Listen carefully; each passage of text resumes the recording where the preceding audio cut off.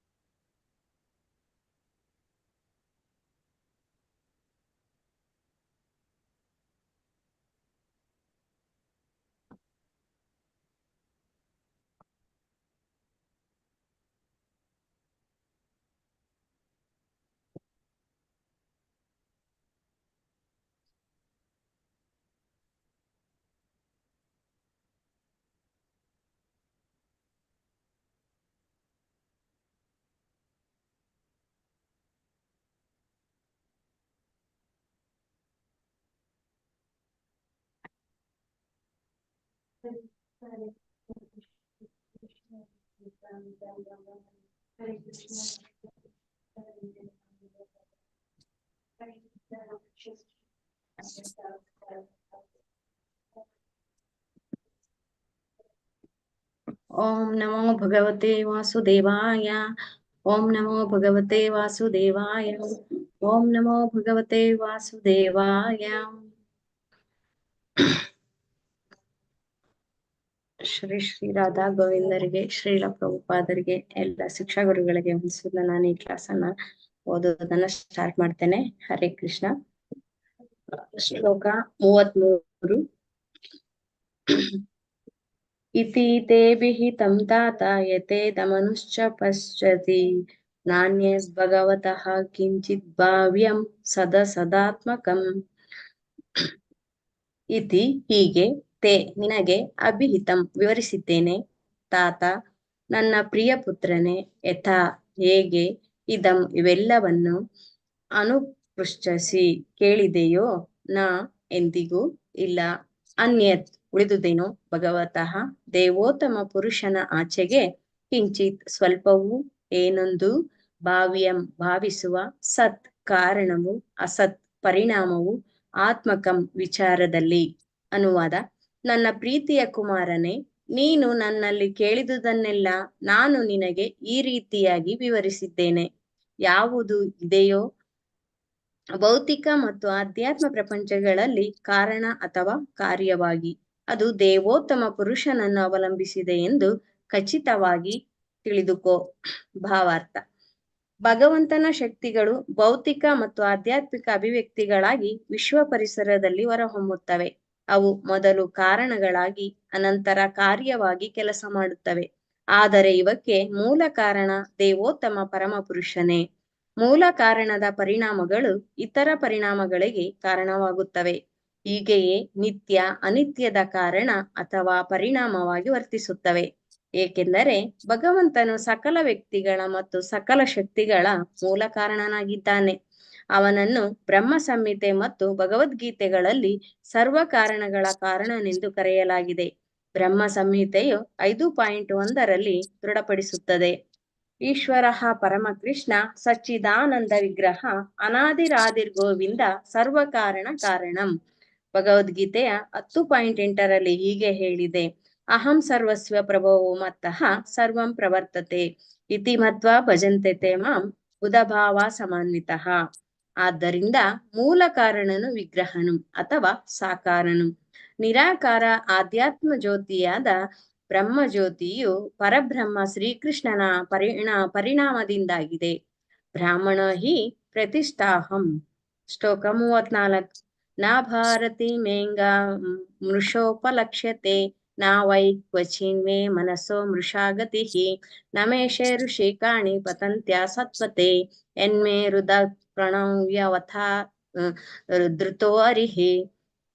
ನ ಎಂದಿಗೂ ಇಲ್ಲ, ಭಾರತಿ ಹೇಳಿಕೆಗಳು, ಮೇ ನನ್ನ, ಅಂಗ ನಾರದನೆ, ಮೃಷಾ ಸುಳ್ಳು, ಉಪಲಕ್ಷ್ಯತೆ ಎಂದು ತೋರಿ ಬರುತ್ತದೆ, ನ ಎಂದಿಗೂ ಇಲ್ಲ, ವೈ ನಿಶ್ಚಯವಾಗಿ, ಕ್ವಚಿತ್ ಎಂದಾದರೂ ಮೇ ನನ್ನ ಮನಸಃ ಮನಸ್ಸಿನ ಮೃಷ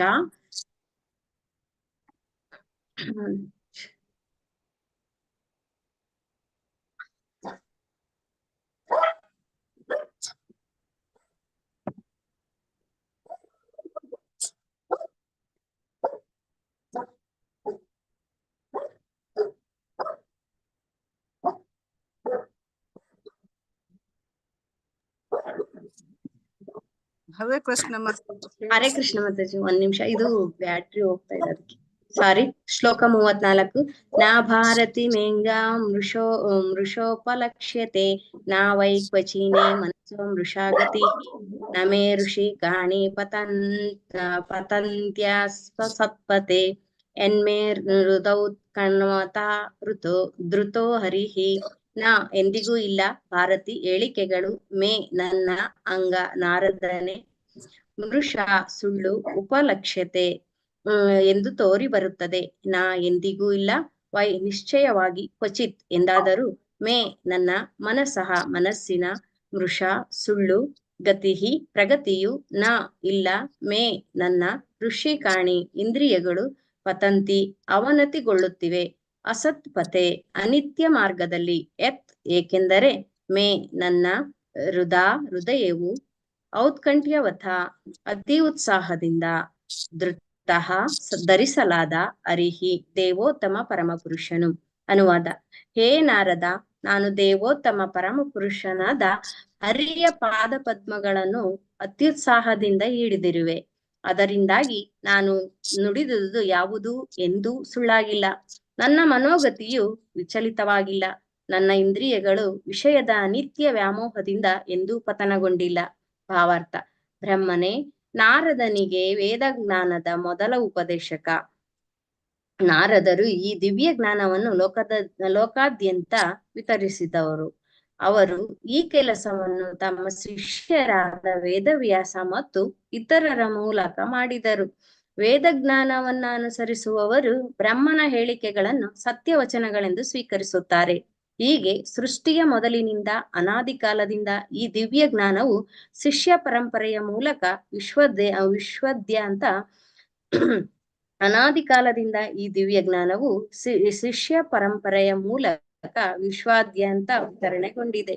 ಭೌತಿಕ ಪ್ರಪಂಚದಲ್ಲಿ ಬ್ರಹ್ಮನು ಪರಿಪೂರ್ಣ ಮುಕ್ತ ಜೀವಿ ಎನಿಸಿದ್ದಾನೆ. ದಿವ್ಯ ಜ್ಞಾನದ ಪ್ರಾಮಾಣಿಕ ವಿದ್ಯಾರ್ಥಿಯು ಬ್ರಹ್ಮನ ವಚನಗಳನ್ನು ದೋಷಮುಕ್ತವೆಂದು ಒಪ್ಪಿಕೊಳ್ಳಬೇಕು. ವೇದ ಜ್ಞಾನವು ದೋಷರಹಿತವಾಗಿದೆ, ಏಕೆಂದರೆ ಅದು ನೇರವಾಗಿ ಪರಮ ಪುರುಷನಿಂದಲೇ ಬ್ರಹ್ಮನ ಹೃದಯಕ್ಕೆ ಇಳಿದು ಬರುತ್ತದೆ. ಬ್ರಹ್ಮನು ಅತ್ಯಂತ ಪರಿಪೂರ್ಣ ಜೀವಿ. ಅವನು ಸದಾ ಅಕ್ಷರಶಃ ದೋಷರಹಿತನು. ಇದಕ್ಕೆ ಕಾರಣವೆಂದರೆ ಅವನು ಭಗವದ್ಭಕ್ತ. ಅವನು ಭಗವಂತನ ಪಾದಪದ್ಮಗಳನ್ನ ಪರಮಸತ್ಯ ಎಂದು ಅಂಗೀಕರಿಸಿದ್ದಾನೆ. ಬ್ರಹ್ಮ ಸಂಹಿತೆಯು ಬ್ರಹ್ಮನಿಂದ ಸಂಪಾದಿತವಾಗಿದೆ. ಅದರಲ್ಲಿ ಅವನು ಗೋವಿಂದ ಮಾದಿಪುರುಷಂ ತಮಹಂ ಭಜಾಮಿ, ನಾನು ಆದಿಪ್ರಭು ಮೂಲ ದೇವೋತ್ತಮ ಪರಮಪುರುಷ ಗೋವಿಂದನನ್ನು ಆರಾಧಿಸುವವನಾಗಿದ್ದೇನೆ ಎಂಬ ಹೇಳಿಕೆಯನ್ನು ಪುನರುಚ್ಚರಿಸುತ್ತಾನೆ. ಆದ್ದರಿಂದ ಬ್ರಹ್ಮನು ಏನನ್ನೇ ಹೇಳಲಿ, ಚಿಂತಿಸಲಿ, ಮಾಡಲಿ ಅವೆಲ್ಲವೂ ಸತ್ಯವೇ, ಏಕೆಂದರೆ ಅವನು ಆದಿಪ್ರಭು ಗೋವಿಂದನೊಡನೆ ನೇರ ನಿಕಟ ಸಂಪರ್ಕ ಹೊಂದಿದ್ದಾನೆ. ತನ್ನ ಭಕ್ತರ ಪ್ರೀತಿಯ ದಿವ್ಯ ಸೇವೆಯನ್ನು ಸಂತಸದಿಂದ ಸ್ವೀಕರಿಸುವ ಶ್ರೀ ಗೋವಿಂದನು ಭಕ್ತರ ಮಾತು ಮತ್ತು ಕ್ರಿಯೆಗಳಿಗೆ ರಕ್ಷಣೆ ನೀಡುತ್ತಾನೆ. ಭಗವಂತನು ಭಗವದ್ಗೀತೆ 9.31 ಕೌಂತೆಯ ಪ್ರತಿಜಾನೀಹಿ, ಕುಂತಿಪುತ್ರನೇ, ದಯವಿಟ್ಟು ಹೀಗೆ ಘೋಷಿಸು ಎನ್ನುತ್ತಾನೆ. ಅರ್ಜುನನೇ, ಘೋಷಿಸಬೇಕೆಂದು ಭಗವಂತನು ಕೇಳುತ್ತಾನೆ. ಏಕೆ? ಕೆಲವೊಮ್ಮೆ ಸ್ವಯಂ ಗೋವಿಂದನ ಘೋಷಣೆಯು ಲೌಕಿಕ ಜೀವಿಗಳಿಗೆ ವಿರುದ್ಧವಾಗಿ ತೋರಬಹುದು. ಆದರೆ ಭಗವದ್ ಭಕ್ತರ ಮಾತುಗಳಲ್ಲಿ ಲೌಕಿಕ ಜೀವಿಯು ವಿರೋಧ ಕಾಣುವುದಿಲ್ಲ. ಭಕ್ತರು ವಿಶೇಷವಾಗಿ ಭಗವಂತನಿಂದ ರಕ್ಷಿತರಾಗಿದ್ದಾರೆ. ಹೀಗಾಗಿ ಅವರು ತಪ್ಪಿತಸ್ಥರಾಗದೆ ಉಳಿಯುತ್ತಾರೆ. ಆದ್ದರಿಂದ ಭಕ್ತಿ ಸೇವೆಯ ಪ್ರಕ್ರಿಯೆಯು ಸದಾ ಪರಂಪರೆಯಲ್ಲಿ ಬರುವ ಭಕ್ತನ ಸೇವೆಯಿಂದ ಮೊದಲಾಗುತ್ತದೆ. ಭಕ್ತರು ಸದಾ ಮುಕ್ತರು ಎಂದರೆ ನಿರಾಕಾರ ಲಕ್ಷಣವುಳ್ಳವರೆಂದು ಅರ್ಥವಲ್ಲ. ಭಗವಂತನು ಒಬ್ಬ ಶಾಶ್ವತ ವ್ಯಕ್ತಿ. ಹಾಗೆಯೇ ಭಗವದ್ ಭಕ್ತನು ಒಬ್ಬ ಶಾಶ್ವತ ವ್ಯಕ್ತಿಯಾಗಿದ್ದಾನೆ. ಮುಕ್ತ ಹಂತದಲ್ಲಿಯೂ ಭಕ್ತನು ಇಂದ್ರಿಯಗಳನ್ನು ಹೊಂದಿರುತ್ತಾನೆ. ಹೀಗಾಗಿ ಅವನು ಸದಾ ಒಬ್ಬ ವ್ಯಕ್ತಿಯಾಗಿರುತ್ತಾನೆ. ಭಗವಂತನು ಭಕ್ತನ ಸೇವೆಯನ್ನು ಪೂರ್ಣ ಪ್ರತಿಸ್ಪಂದನದೊಡನೆ ಸ್ವೀಕರಿಸುತ್ತಾನೆ. ಆದ್ದರಿಂದ ಭಗವಂತನು ಪೂರ್ಣ ಆಧ್ಯಾತ್ಮ ರೂಪದ ವ್ಯಕ್ತಿಯಾಗಿದ್ದಾನೆ. ಭಕ್ತನ ಇಂದ್ರಿಯಗಳು ಭಗವತ್ ಸೇವೆಯಲ್ಲಿ ನಿರತವಾಗಿರುತ್ತವೆ. ಅವು ಎಂದೂ ಸುಳ್ಳಾದ ಐಹಿಕ ಮುಖಕ್ಕೆ ಆಕರ್ಷಿತವಾಗಿ ಹಾಳಾಗುವುದಿಲ್ಲ. ಭಕ್ತನ ಯೋಜನೆಗಳು ಎಂದೂ ವಿಫಲವಾಗುವುದಿಲ್ಲ. ಇವೆಲ್ಲವೂ ಭಗವತ್ ಸೇವೆಗಾಗಿ ಭಕ್ತನು ಹೊಂದಿರುವ ಶ್ರದ್ಧಾಪೂರ್ವಕ ಆಸಕ್ತಿಯಿಂದಾಗುತ್ತದೆ.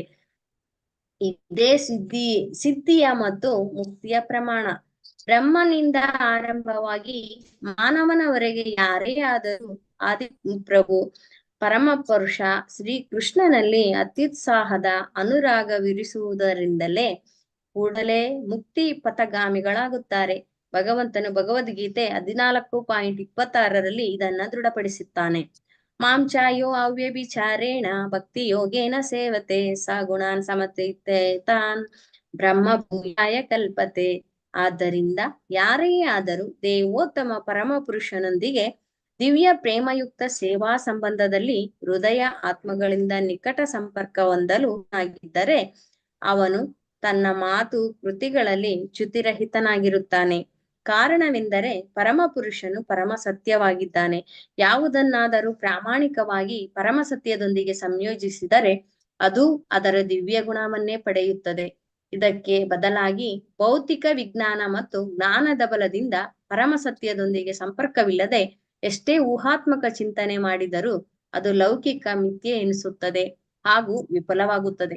ಏಕೆಂದರೆ ಅದು ಪರಮ ಸತ್ಯದ ಸಂಪರ್ಕ ಹೊಂದಿರುವುದಿಲ್ಲ. ಅಂತಹ ದೈವಹೀನ ಶ್ರದ್ಧಾಹೀನ ಮಾತು ಮತ್ತು ಕ್ರಿಯೆಗಳು ಭೌತಿಕವಾಗಿ ಶ್ರೀಮಂತವಾಗಿದ್ದರೂ ಅವನ್ನು ನಂಬುವಂತಿಲ್ಲ. ಇದು ಈ ಮುಖ್ಯ ಶ್ಲೋಕದ ತಾತ್ಪರ್ಯವಾಗಿದೆ. ಬಹುಮೊತ್ತದ ಶ್ರದ್ಧಾಹೀನತೆಗಿಂತ ಭಕ್ತಿಯ ಒಂದು ಕಾಳು ಬಹು ಬೆಲೆಯುಳ್ಳದ್ದು. ಶ್ಲೋಕ 35. ಸೋಹಂ ಸಹಂ ಸಮಂ ನಾಯಮಯಃ ತಪಮಯಃ ಪ್ರಜಾಪತೀನಾಂ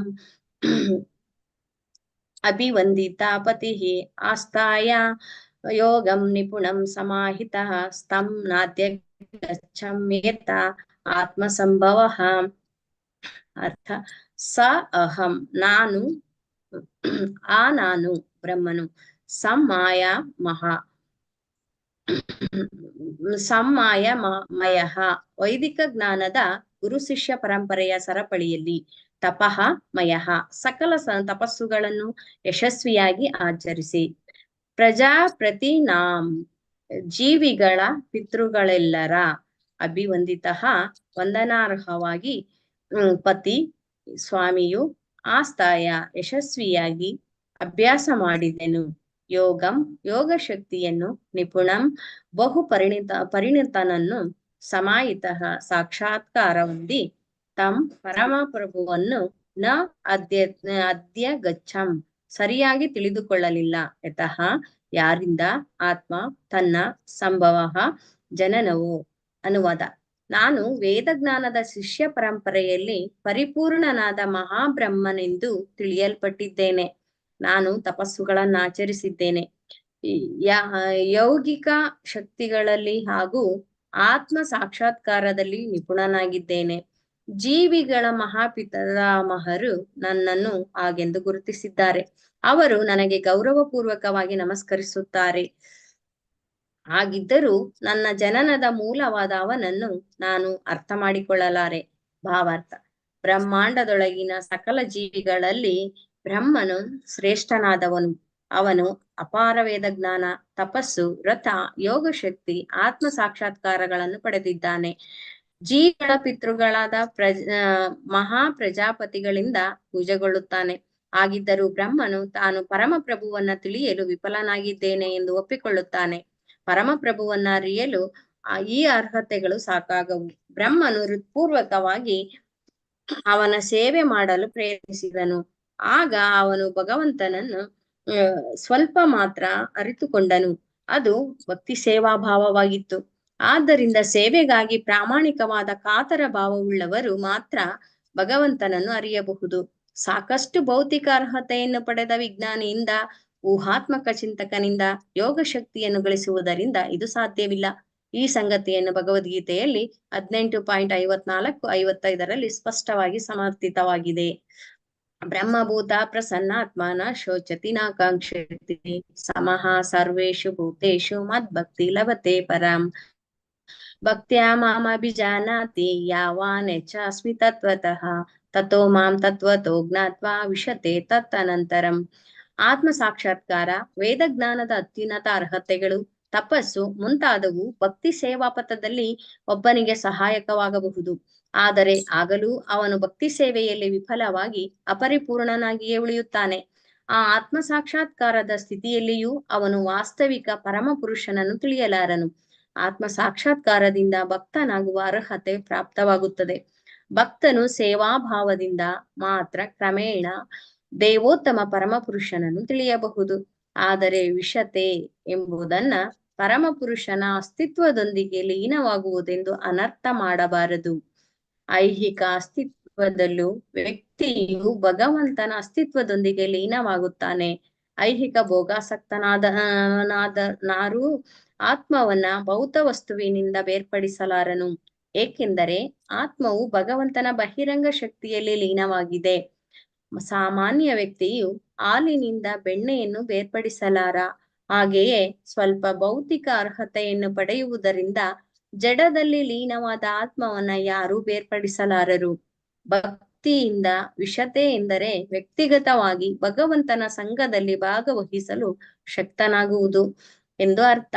ಭೌತಿಕ ತೊಳಲಾಟದಿಂದ ಬಿಡುಗಡೆ ಪಡೆದು ಭಗವಂತನ ರಾಜ್ಯವನ್ನ ಪ್ರವೇಶಿಸಿ ಅವನಂತೆ ಆಗುವುದೇ ಭಕ್ತಿ ಅಥವಾ ಭಗವಂತನಿಗೆ ಭಕ್ತಿ ಸೇವೆ ಎನಿಸುತ್ತದೆ. ಸ್ವಂತ ವ್ಯಕ್ತಿತ್ವವನ್ನ ಕಳೆದುಕೊಳ್ಳುವುದು ಭಕ್ತಿಯೋಗದ ಅಥವಾ ಭಗವದ್ಭಕ್ತರ ಗುರಿಯಲ್ಲ. 5 ಬಗೆಯ ಮೋಕ್ಷಗಳಿವೆ. ಅದರಲ್ಲಿ ಒಂದು ಸಾಯುಜ್ಯ ಮುಕ್ತಿ. ಭಗವಂತನ ಅಸ್ತಿತ್ವದಲ್ಲಿ ಅಥವಾ ಶರೀರದಲ್ಲಿ ಲೀನವಾಗುವುದೇ ಸಾಯುಜ್ಯ ಮುಕ್ತಿ. ನಿರ್ದಿಷ್ಟ ಜೀವಕಣದ ವ್ಯಕ್ತಿತ್ವ ವೈಲಕ್ಷಣ್ಯವನ್ನು ಮೋಕ್ಷದ ಇತರ ಪ್ರಕಾರಗಳು ಉಳಿಸುತ್ತವೆ. ಭಗವಂತನ ದಿವ್ಯ ಪ್ರೇಮಯುತ ಸೇವೆಯಲ್ಲಿ ಸದಾ ತೊಡಗಿಸುತ್ತವೆ. ಭಗವದ್ಗೀತೆಯ ಶ್ಲೋಕಗಳಲ್ಲಿ ಬಳಸಿದ ವಿಶತೆ ಪದವು ಯಾವ ಪ್ರಕಾರದ ಮೋಕ್ಷದ ಬಗೆಗೂ ಕಾತರರಲ್ಲದವರಿಗೆ ಉದ್ದೇಶಿತವಾಗಿದೆ. ಸಂದರ್ಭವೇನಿದ್ದರೂ ಭಗವತ್ ಸೇವೆಯಲ್ಲಿ ನಿರತರಾಗಿರುವುದರಿಂದಲೇ ಭಕ್ತರು ತೃಪ್ತಿ ಪಡೆಯುತ್ತಾರೆ. ಭಗವಂತನಿಂದ ವೇದ ಜ್ಞಾನವನ್ನ ನೇರವಾಗಿ ಪಡೆದ ಮೊದಲ ಜೀವಿ ಬ್ರಹ್ಮ. ತೇನೇ ಬ್ರಹ್ಮ ಹೃದಯ ಆದಿ ಕವಯೇ. ಆದ್ದರಿಂದ ಬ್ರಹ್ಮನಿಗಿಂತ ಹೆಚ್ಚು ತಿಳಿದ ವೇದಾಂತಿ ಬೇರೆ ಯಾರು ಆಗಲು ಸಾಧ್ಯ?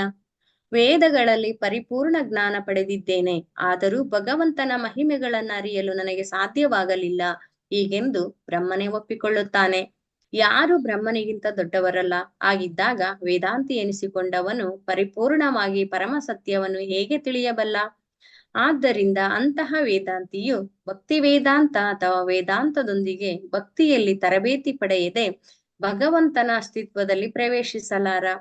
ವೇದಾಂತವೆಂದರೆ ಆತ್ಮ ಸಾಕ್ಷಾತ್ಕಾರ. ಭಕ್ತಿ ಎಂದರೆ ಕೆಲಮಟ್ಟಿಗೆ ದೇವೋತ್ತಮ ಪರಮ ಪುರುಷನ ಸಾಕ್ಷಾತ್ಕಾರ. ದೇವೋತ್ತಮ ಪರಮ ಪುರುಷನನ್ನ ಪೂರ್ಣವಾಗಿ ಯಾರೂ ತಿಳಿಯಲಾರರು. ಆದರೆ ಶರಣಾಗತಿ ಮತ್ತು ಭಕ್ತಿ ಭಾವದಿಂದ ಪರಮ ಸತ್ಯವಾದ ದೇವೋತ್ತಮ ಪರಮ ಪುರುಷನನ್ನ ಸ್ವಲ್ಪ ಮಟ್ಟಿಗಾದರೂ ತಿಳಿಯಬಹುದು. ಬೇರೆ ಯಾವುದರಿಂದಲೂ ಅಲ್ಲ. ವೇದೇಶು ದುರ್ಲಭಂ ಎಂದು ಬ್ರಹ್ಮ ಸಂಹಿತೆಯಲ್ಲೂ ಹೇಳಿದೆ. ಕೇವಲ ವೇದಾಂತ ಅಧ್ಯಯನದಿಂದ ದೇವೋತ್ತಮ ಪರಮ ಪುರುಷನ ಅಸ್ತಿತ್ವವನ್ನ ಗುರುತಿಸುವುದು ಕಷ್ಟ. ಆದರೆ ಭಗವಂತನು ಅದುರ್ಲಭಂ ಆತ್ಮಭಕ್ತೌ, ತನ್ನ ಭಕ್ತನಿಗೆ ಸುಲಭ ಲಭ್ಯನು. ಆದ್ದರಿಂದ ಶ್ರೀಲ ವೇದವ್ಯಾಸರು ವೇದಾಂತ ಸೂತ್ರಗಳ ಸಂಕಲನದಿಂದ ತೃಪ್ತರಾಗಲಿಲ್ಲ. ಇದಕ್ಕಿಂತ ಅತಿಶಯವಾಗಿ ಗುರು ನಾರದರ ಸಲಹೆಯಂತೆ ವೇದಾಂತದ ನಿಜಾರ್ಥ ತಿಳಿಯಲು ಶ್ರೀಮದ್ ಭಾಗವತವನ್ನ ಸಂಕಲಿಸಿದರು. ಆದ ಕಾರಣ ಪರಮ ಸತ್ಯವನ್ನ ತಿಳಿಯಲು ಶ್ರೀಮದ್ ಭಾಗವತವು ಪರಿಪೂರ್ಣ ಮಾಧ್ಯಮವಾಗಿದೆ. ಶ್ಲೋಕ 36. ನತ ಅಸ್ಮಿ ಅಹಂ ತಚ್ಚರಣಂ ಸಮೀಯುಷಾಂ ಭವಚಿದ್ದಂ ಸ್ವಸ್ತಯನಂ ಸುಮಂಗಲಂ ಯೋ ಹ್ಯಾತ್ಮಾ ಮಯಾ ವಿಭವಂ ಸ್ಮ ಪರ್ಯಗಾದ್ ಯಥಾ ನಭಃ ಸ್ವಾಂತಮಥಾ ಪರೇ ಕುತಃ. ಅರ್ಥ: ನತಃ ಅಸ್ಮಿ, ನನ್ನ ನಮಸ್ಕಾರಗಳನ್ನ ಅರ್ಪಿಸುತ್ತೇನೆ. ಅಹಂ ನಾನು, ತತ್ ಭಗವಂತನ, ಚರಣಂ ಪಾದಗಳನ್ನು, ಸಮೀಯುಷಾಂ ಶರಣಾಗತಾತ್ಮನ ಭವಚ್ಚಿದಂ ಜನನ ಮರಣಗಳ ಪುನರಾವರ್ತನೆಯನ್ನು ನಿಲ್ಲಿಸುವ ಸ್ವಸ್ತಿ ಆಯನಂ ಸಕಲ ಸುಖಗಳ ಅನುಭವ ಕಾರಣನಾದ ಸುಮಂಗಲಂ ಸರ್ವ ಮಂಗಲಕರನಾದ ಯಹ ಯಾರು ಈ ಸರಿಯಾಗಿ ಆತ್ಮ ಮಾಯಾ ವ್ಯಕ್ತಿಗತ ಶಕ್ತಿಗಳ ವಿಭವಂ ಶಕ್ತಿಶಾಲಿಯನ್ನ ಸ್ಮ ಖಂಡಿತವಾಗಿ ಪರ್ಯಗಾದ್ ಅಳೆಯಲಾರನು ಯಥಾ ಹೇಗೆ ನಭಃ ಆಕಾಶವು ಸ್ವ ಅಂತಂ ತನ್ನ ಮಿತಿಯನ್ನು ಅತಃ ಆದ್ದರಿಂದ ಅಪರೆ ಇತರರು ಕುತಃ ಹೇಗೆ ಅನುವಾದ. ಆದ್ದರಿಂದ ನನಗೆ ಅವನ ಪಾದಗಳಿಗೆ ಶರಣಾಗುವುದು ಅತಿ ಉತ್ತಮವೆನಿಸಿದೆ. ಅವನ ಪಾದಗಳು ಮಾತ್ರ ಮರುಹುಟ್ಟು ಸಾವುಗಳ ಕ್ಲೇಶಗಳನ್ನ ಪರಿಹರಿಸಬಲ್ಲದು. ಅಂತಹ ಶರಣಾಗತಿಯು ಶುಭ ಸೂಚಕ ಮತ್ತು ಸಕಲ ಸುಖಗಳ ಅನುಭವಕ್ಕೆ ಅವಕಾಶ ನೀಡುತ್ತದೆ. ಆ ಅರ್ಥದಲ್ಲಿ ಅಪೂರ್ಣ ಎಂದು ಅರ್ಥವಲ್ಲ. ವಸ್ತುಸ್ಥಿತಿ ಏನೆಂದರೆ ಭಗವಂತನು ಅದನ್ನು ಅಳೆಯಬಲ್ಲ. ಆದರೆ ಭಗವಂತನಲ್ಲಿರುವ ಸುಖವು ಭಗವಂತನ ಪೂರ್ಣ ಜ್ಞಾನದ ಕಾರಣದಿಂದ ಭಗವಂತನ ತದ್ರೂಪವಾಗಿದೆ. ಹೀಗೆ ಭಗವಂತನಿಂದ ಪಡೆಯುವ ಸುಖವನ್ನು ಭಗವಂತನು ಅಳೆಯಬಹುದು. ಆದರೆ ಆ ಸುಖವು ಮತ್ತೆ ಹೆಚ್ಚಾಗುತ್ತದೆ. ಭಗವಂತನು ಮತ್ತೆ ಅದನ್ನು ಅಳೆಯುತ್ತಾನೆ. ಆಗ ಸುಖವು ಇನ್ನೂ ಪುನಃ ಹೆಚ್ಚುತ್ತದೆ. ಭಗವಂತನು ಇನ್ನೂ ಅಳೆಯುತ್ತಾನೆ. ಹೀಗೆ ಸುಖದ ಹೆಚ್ಚುವಿಕೆಯಲ್ಲಿ ಮತ್ತು ಅಳೆಯುವಿಕೆಯಲ್ಲಿ ಶಾಶ್ವತ ಸ್ಪರ್ಧೆ ಇದೆ. ಎಷ್ಟರವರೆಗೆ ಎಂದರೆ ಆ ಸ್ಪರ್ಧೆ ಎಂದೂ ನಿಲ್ಲುವುದಿಲ್ಲ. ಅದು ಅಪರಿಮಿತವಾಗಿ ಅನಂತವಾಗಿ ಮುಂದುವರಿಯುತ್ತದೆ. ಆಧ್ಯಾತ್ಮ ಸುಖವು ಆನಂದಾಂಬುದಿ ವರ್ಧನಂ ಎಂದರೆ ಹೆಚ್ಚುತ್ತಿರುವ ಸಂತೋಷ ಸಾಗರ. ಭೌತಿಕ ಸಾಗರವು ನಿಂತ ನೀರಿನಂತೆ, ಆದರೆ ಆಧ್ಯಾತ್ಮ ಸಾಗರವು ಚೈತನ್ಯ ಪೂರ್ಣವಾದದ್ದು. ಕವಿರಾಜ ಗೋಸ್ವಾಮಿಯವರು ಚೈತನ್ಯ ಚರಿತಾಮೃತದಲ್ಲಿ ಆದಿಲೀಲ 4ನೇ ಅಧ್ಯಾಯ ಇದನ್ನು ಸುಂದರವಾಗಿ ವರ್ಣಿಸಿದ್ದಾರೆ. ಅಲ್ಲಿ ಶ್ರೀಕೃಷ್ಣನ ಆನಂದ ಶಕ್ತಿಯಾದ ದಿವ್ಯ ಶಕ್ತಿ ಶ್ರೀ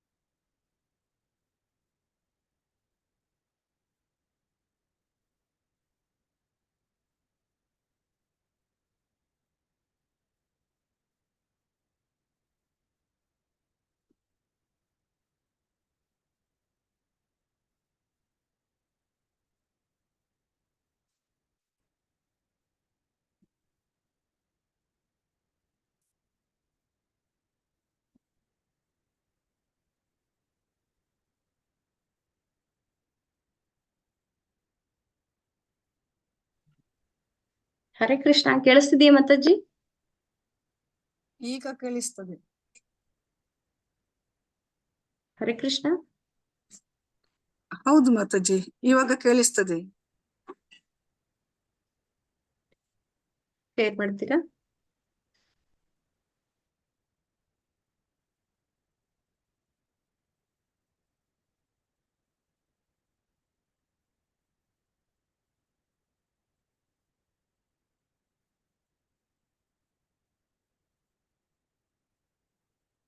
ಕೇಳಿಸುವುದಿಲ್ಲ ಮಾತಾಜಿ.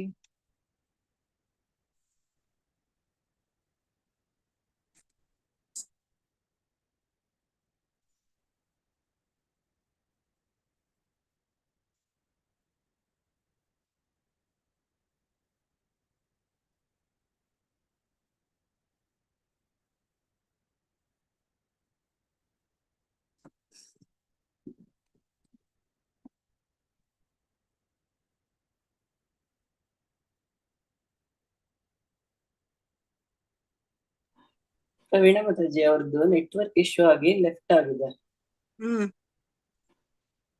ನೋಡಿ, ನೀವು ಅವ್ರು ಬರೋವರೆಗೂ ಕಂಟಿನ್ಯೂ ಮಾಡ್ತಾ ಇರಿ ಅಷ್ಟೇ.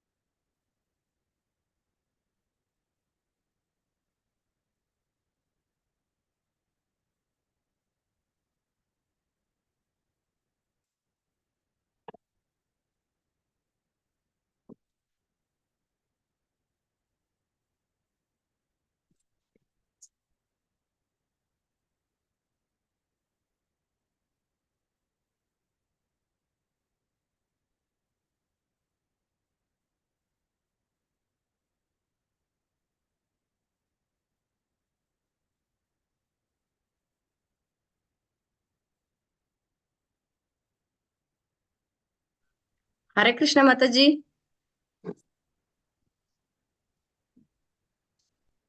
ಸ್ಟಾರ್ಟ್ ಮಾಡಿ ಮಾತಾಜಿ. ಕೇಳಿಸ್ತಿದೀಯ ಮಾತಾಜಿ? ಹೌದು. ಶ್ಲೋಕ 7. ನಾಹಂ ಯೋಮಂ ಯತ್ ವಿರುದ್ಧಾಂ ಗತಿವಿದು ಅನರ್ಹವಾಮ ದೇವಾಃ ಕಿಮಾತಾ ಪರಹೇಸುರಃ ತನ್ಮಾಯಯ ಮೋಹಿತ ಬುದ್ಧಯಸ್ವಿದಂ ವಿನಿರ್ಮಿತಂ ಚಾತ್ಮ ಸಮಹಂ ವಿಚಕ್ಷಹೇ. ನ ಇಲ್ಲ, ಅಹಂ ನಾನು, ಯು ಎಂ ಮಕ್ಕಳಾದ ನೀವೆಲ್ಲರೂ, ಯಾರ ಯಥಾರ್ಥ ಗತಿ ಚಲನೆಯನ್ನು ವಿದುಹು ತಿಳಿಯುತ್ತೀರಿ. ನ ಅಲ್ಲ, ವಾಮದೇವ ಶಿವನು, ಕಿಂ ಏನು, ಉತ ಅಲ್ಲದೆ, ಅಪರೆ ಇತರರು, ಸುರ ದೇವತೆಗಳು, ತತ್ ಅವನ, ಮಾಯಾಶಕ್ತಿಯಿಂದ ಮೋಹಿತ ಭ್ರಮಿತವಾದ, ಬುದ್ಧಯ ಬುದ್ಧಿಶಕ್ತಿಯುಳ್ಳವರಾಗಿ, ತು ಆದರೆ, ಇದಂ ಈ ವಿನಿರ್ಮಿತಂ ಸೃಷ್ಟಿಸಲಾದುದನ್ನು, ಚ ಕೂಡ, ಆತ್ಮಸಮಂ ವೈಯಕ್ತಿಕ ಶಕ್ತಿಯ ಬಲದಿಂದ, ವಿಚಕ್ಷ್ಮಹೆ ನೋಡುತ್ತೇನೆ. ಅನುವಾದ: ಶಿವನಾಗಲಿ, ನೀನಾಗಲಿ, ನಾನಾಗಲಿ ಆಧ್ಯಾತ್ಮ ಸುಖದ ಮಿತಿಯನ್ನು ಕಂಡುಹಿಡಿಯಲಾರೆವು. ಇತರ ದೇವತೆಗಳು ಅದನ್ನು ಹೇಗೆ ತಿಳಿದಾರು? ಏಕೆಂದರೆ ನಾವೆಲ್ಲರೂ ಪರಮಪ್ರಭುವಿನ ಬಹಿರಂಗ ಮಾಯಾಶಕ್ತಿಯಿಂದ ವಿಮೋಹಿತರಾಗಿದ್ದೇವೆ. ಆದುದರಿಂದ ನಮ್ಮ ವ್ಯಕ್ತಿಗತ ಶಕ್ತಿಗೆ ಅನುಗುಣವಾಗಿ ನಾವು ಈ ವ್ಯಕ್ತ ವಿಶ್ವವನ್ನ ಮಾತ್ರ ಕಾಣಬಲ್ಲೆವು. ಭಾವಾರ್ಥ: ನಾವು ಅನೇಕ ಬಾರಿ 12 ಜನ ಆಯ್ದ ಅಧಿಕಾರವುಳ್ಳವರ ಹೆಸರನ್ನ ಉಲ್ಲೇಖಿಸಿದ್ದೇವೆ. ಮಹಾಪ್ರಭುವಿನ ಬಗೆಗೆ ಸ್ವಲ್ಪ ಮಟ್ಟಿಗೆ ತಿಳಿದಿರುವವರ ಪಟ್ಟಿಯೊಂದಿದೆ. ಅದರಲ್ಲಿ ಅರ್ಹತಾನುಸಾರ ಬ್ರಹ್ಮ, ನಾರದ, ಶಿವ ಇವರು ಮೊದಲನೆಯ, ಎರಡನೆಯ, ಮೂರನೆಯವರಾಗಿ ಪಟ್ಟಿಯ ಮೇಲ್ಭಾಗದಲ್ಲಿದ್ದಾರೆ. ಇತರ ದೇವತೆಗಳು, ಉಪದೇವತೆಗಳು, ಗಂಧರ್ವರು, ಚಾರಣರು, ವಿದ್ಯಾಧರರು, ಮಾನವ ಜೀವಿಗಳು ಅಥವಾ ಸುರರು ಪರಮಪ್ರಭು ಶ್ರೀಕೃಷ್ಣನ ಶಕ್ತಿಗಳ ವಿಚಾರವನ್ನ ಪೂರ್ಣವಾಗಿ ತಿಳಿದಿರುವುದು ಅಸಂಭವ. ದೇವತೆಗಳು, ಉಪದೇವತೆಗಳು, ಗಂಧರ್ವರು ಮುಂತಾದವರು ಊರ್ಧ್ವಲೋಕದಲ್ಲಿರುವ ಮಹಾಮೇಧಾವಿಗಳು. ಮಾನವ ಜೀವಿಗಳು ಮಧ್ಯಲೋಕದ ನಿವಾಸಿಗಳು. ಅಸುರರು ಅಧೋಲೋಕದ ವಾಸಿಗಳು. ಅವರೆಲ್ಲರೂ ಪರಮ ಸತ್ಯದ ವಿಚಾರದಲ್ಲಿ ತಮ್ಮ ತಮ್ಮ ಕಲ್ಪನೆ ಮತ್ತು ಅಭಿಪ್ರಾಯಗಳನ್ನ ಹೊಂದಿದ್ದಾರೆ. ಮಾನವ ಸಮಾಜದಲ್ಲಿನ ವಿಜ್ಞಾನಿ ಅಥವಾ ಪ್ರಯೋಗವಾದಿ ದಾರ್ಶನಿಕನಂತೆ ಅವರು ವಿಚಾರ ಮಾಡುತ್ತಾರೆ. ಎಲ್ಲ ಅಂತಹ ಜೀವಿಗಳು ಭೌತಿಕ ಪ್ರಕೃತಿಯ ಜಂತುಗಳಾಗಿದ್ದಾರೆ. ಪರಿಣಾಮವಾಗಿ ಅವರು ಭೌತಿಕ ಪ್ರಕೃತಿಯ 3 ಗುಣಗಳ ಅದ್ಭುತ ಪ್ರದರ್ಶನದಿಂದ ವಿಸ್ಮಿತರಾಗಿದ್ದಾರೆ. ಅಂತಹ ವಿಸ್ಮಯವನ್ನ ಭಗವದ್ಗೀತೆಯಲ್ಲಿ 7.13 ತ್ರಿಭಿರ್ಗುಣಮಯಿ ಭಾವೈ ರೇಭಿಹಿ ಸರ್ವಮಿದಂ ಜಗತ್ ಎಂದು ಉಲ್ಲೇಖಿಸಲಾಗಿದೆ. ಬ್ರಹ್ಮನಿಂದ ಇರುವೆಯವರೆಗಿನ ಪ್ರತಿಯೊಬ್ಬ ಜೀವಿಯು ವೈಯಕ್ತಿಕವಾಗಿ ಭೌತಿಕ ಪ್ರಕೃತಿಯ ಸಾತ್ವಿಕ, ರಾಜಸ, ತಾಮಸ ಗುಣಗಳಿಂದ ವಿಸ್ಮಿತರಾಗಿದ್ದಾರೆ. ಪ್ರತಿಯೊಬ್ಬನು ತನ್ನ ಅರ್ಹತೆಗೆ ತಕ್ಕಂತೆ ನಮ್ಮ ಮುಂದೆ ವ್ಯಕ್ತವಾಗಿರುವ ವಿಶ್ವವೇ ಸರ್ವಸ್ವವೆಂದು ಯೋಚಿಸುತ್ತಾನೆ. 20ನೆಯ ಶತಮಾನದ ಮಾನವ ಸಮಾಜದಲ್ಲಿರುವ ವಿಜ್ಞಾನಿಯು ತನ್ನದೇ ಮಾರ್ಗದಿಂದ ವಿಶ್ವದ ಆದಿ ಅಂತ್ಯಗಳನ್ನ ಲೆಕ್ಕ ಹಾಕುತ್ತಾನೆ. ವಿಜ್ಞಾನಿಗಳು ಏನನ್ನು ತಿಳಿಯಬಲ್ಲರು? ಭಗವದ್ ಅನುಗ್ರಹಕ್ಕೆ ಪಾತ್ರನಾದ ಬ್ರಹ್ಮ ತಾನೊಬ್ಬನೇ ಎಂದು ಸ್ವಯಂ ಬ್ರಹ್ಮನೇ ಒಮ್ಮೆ ತಿಳಿದು ಭ್ರಮಿಸಿದ್ದನು. ಆಮೇಲೆ ಭಗವದ್ ಅನುಗ್ರಹದಿಂದ ತನಗಿಂತ ಬಲಿಷ್ಠರಾದ ಅಸಂಖ್ಯ ಬ್ರಹ್ಮರು ಆ ಬ್ರಹ್ಮಾಂಡಕ್ಕಿಂತ ದೊಡ್ಡದಾದ ಬ್ರಹ್ಮಾಂಡಗಳಲ್ಲಿ ಇದ್ದಾರೆ ಎಂದು ಅರಿತನು. ಹಾಗೆಯೇ ಈ ಎಲ್ಲಾ ಬ್ರಹ್ಮಾಂಡಗಳು ಒಟ್ಟು ಸೇರಿ ಭಗವಂತನ ಸೃಜನ ಶಕ್ತಿಯ ಕಾಲಭಾಗ ಮಾತ್ರ ಏಕಪಾದ್ವಿಭೂತಿ ಎಂದು ಅರ್ಥ ಮಾಡಿಕೊಂಡನು. ಅವನ ಶಕ್ತಿಯ ಉಳಿದ 3/4 ಭಾಗ ಆಧ್ಯಾತ್ಮ ಜಗತ್ತಿನಲ್ಲಿ ಪ್ರಕಟವಾಗಿದೆ. ಹೀಗಿರುವಾಗ ಚಿಕ್ಕ ವಿಜ್ಞಾನಿಯು ಪುಟ್ಟ ಮಿದುಳಿನಿಂದ ದೇವೋತ್ತಮ ಪರಮ ಪುರುಷನ ಶ್ರೀಕೃಷ್ಣನನ್ನ ಹೇಗೆ ಅರಿಯಬಲ್ಲ? ಆದ್ದರಿಂದ ಭಗವಂತ ಹೇಳುತ್ತಾನೆ, ಮೋಹಿತಂ ನಾಭಿಜಾನಾತಿ ಮಾಮೇಭ್ಯಃ ಪರಮವ್ಯಯಂ. ಭೌತಿಕ ಪ್ರಕೃತಿಯ ಗುಣಗಳಿಂದ ಭ್ರಮೆಗೊಳ್ಳುತ್ತಾರೆ. ಆ ಅಭಿವ್ಯಕ್ತಿಯ ಆಚೆ ಇರುವ ಪರಮಪುರುಷನನ್ನು ಅರಿಯುವುದಿಲ್ಲ. ಅವನೇ ಪ್ರತಿಯೊಂದರ ಸಂಪೂರ್ಣ ನಿಯಂತ್ರಕ ಎಂಬುದನ್ನು ಅರ್ಥ ಮಾಡಿಕೊಳ್ಳುವುದಿಲ್ಲ. ಬ್ರಹ್ಮ, ನಾರದ, ಶಿವ ಇವರು ಭಗವಂತನ ವಿಚಾರ ಸಾಕಷ್ಟು ತಿಳಿದಿದ್ದಾರೆ. ಆದ್ದರಿಂದ ಈ ಮಹಾಪುರುಷರ ಉಪದೇಶಗಳನ್ನ ಅನುಸರಿಸಬೇಕು. ಪುಟ್ಟ ಬುದ್ಧಿಯ ಅಟಿಕೆಯ ಸಂಶೋಧನೆಗಳಂತಿರುವ ಅಂತರಿಕ್ಷ ನೌಕೆ ಮತ್ತು ವೈಜ್ಞಾನಿಕ ಸಮಾನ ಉತ್ಪನ್ನಗಳಿಂದಲೇ ತೃಪ್ತಿ ಪಡಬಾರದು. ಮಗುವಿನ ತಂದೆಯನ್ನು ಗುರುತಿಸುವ ಅಧಿಕಾರ ತಾಯಿಗೆ ಮಾತ್ರ ಇರುತ್ತದೆ. ಹಾಗೆಯೇ ಬ್ರಹ್ಮ, ನಾರದ, ಶಿವ ಇವರಂತಹ ಅಂಗೀಕೃತ ಅಧಿಕಾರಿಗಳಿಂದ ನಿರೂಪಿತಳಾದ ವೇದ ಮಾತೆಯೇ ಪರಮ ಸತ್ಯದ ವಿಚಾರವನ್ನು ನಮಗೆ ತಿಳಿಸುವ ಏಕೈಕ ಅಧಿಕಾರಿಯಾಗಿದ್ದಾಳೆ. ಶ್ಲೋಕ 38. ಯಸ್ಯಾವತಾರ ಕರ್ಮಾಣಿ ಗಾಯಂತಿ ಯಸ್ಮದ ಸದಾದಯಃ ಯಾ ನಾಯಂ ವಿದಂತಿ ತತ್ವೇನ ತಸ್ಮೈ ಭಗವತೆ ನಮಃ. ಯಸ್ಯ ಯಾರ ಅವತಾರ ಕರ್ಮಾಣಿ ಕಾರ್ಯಗಳನ್ನ ಗಾಯಂತಿ ಮಹಿಮೆಗಳನ್ನಾಡುತ್ತಾರೆ. ಈ ನಿಶ್ಚಿತವಾಗಿ ಆಸ್ಮದ್ ಆದಯಃ ನಮ್ಮಂತಹ ವ್ಯಕ್ತಿಗಳು ನ ಇಲ್ಲ ಎಂ ಯಾರನ್ನು ವಿದಂತಿ ತಿಳಿಯುತ್ತಾರೆ ತತ್ವೇನ 100ಕ್ಕೆ 100ರಷ್ಟು ಅವನಿರುವಂತೆ ತಸ್ಮೈ ಆ ಭಗವತೆ ದೇವೋತ್ತಮ ಪುರುಷನಾದ ಶ್ರೀಕೃಷ್ಣನಿಗೆ ನಮಃ ಗೌರವಪೂರ್ಣ ಪ್ರಣಾಮಗಳು. ಅನುವಾದ. ಅವನು ಭಗವಂತನು ಹೇಗಿದ್ದಾನೆಂದು ಪೂರ್ಣವಾಗಿ ತಿಳಿಯುವುದು ಅಸಾಧ್ಯ. ಆದರೂ ನಾವು ಅವನ ಅವತಾರ ಮತ್ತು ಕಾರ್ಯಗಳ ಮಹಿಮೆಗೋಸ್ಕರ ಆಡುತ್ತೇವೆ. ಅಂತಹ ದೇವೋತ್ತಮ ಪರಮಪುರುಷನಿಗೆ ನಮ್ಮ ಗೌರವಪೂರ್ವಕ ಪ್ರಣಾಮಗಳನ್ನ ಸಲ್ಲಿಸೋಣ. ಭಾವಾರ್ಥ.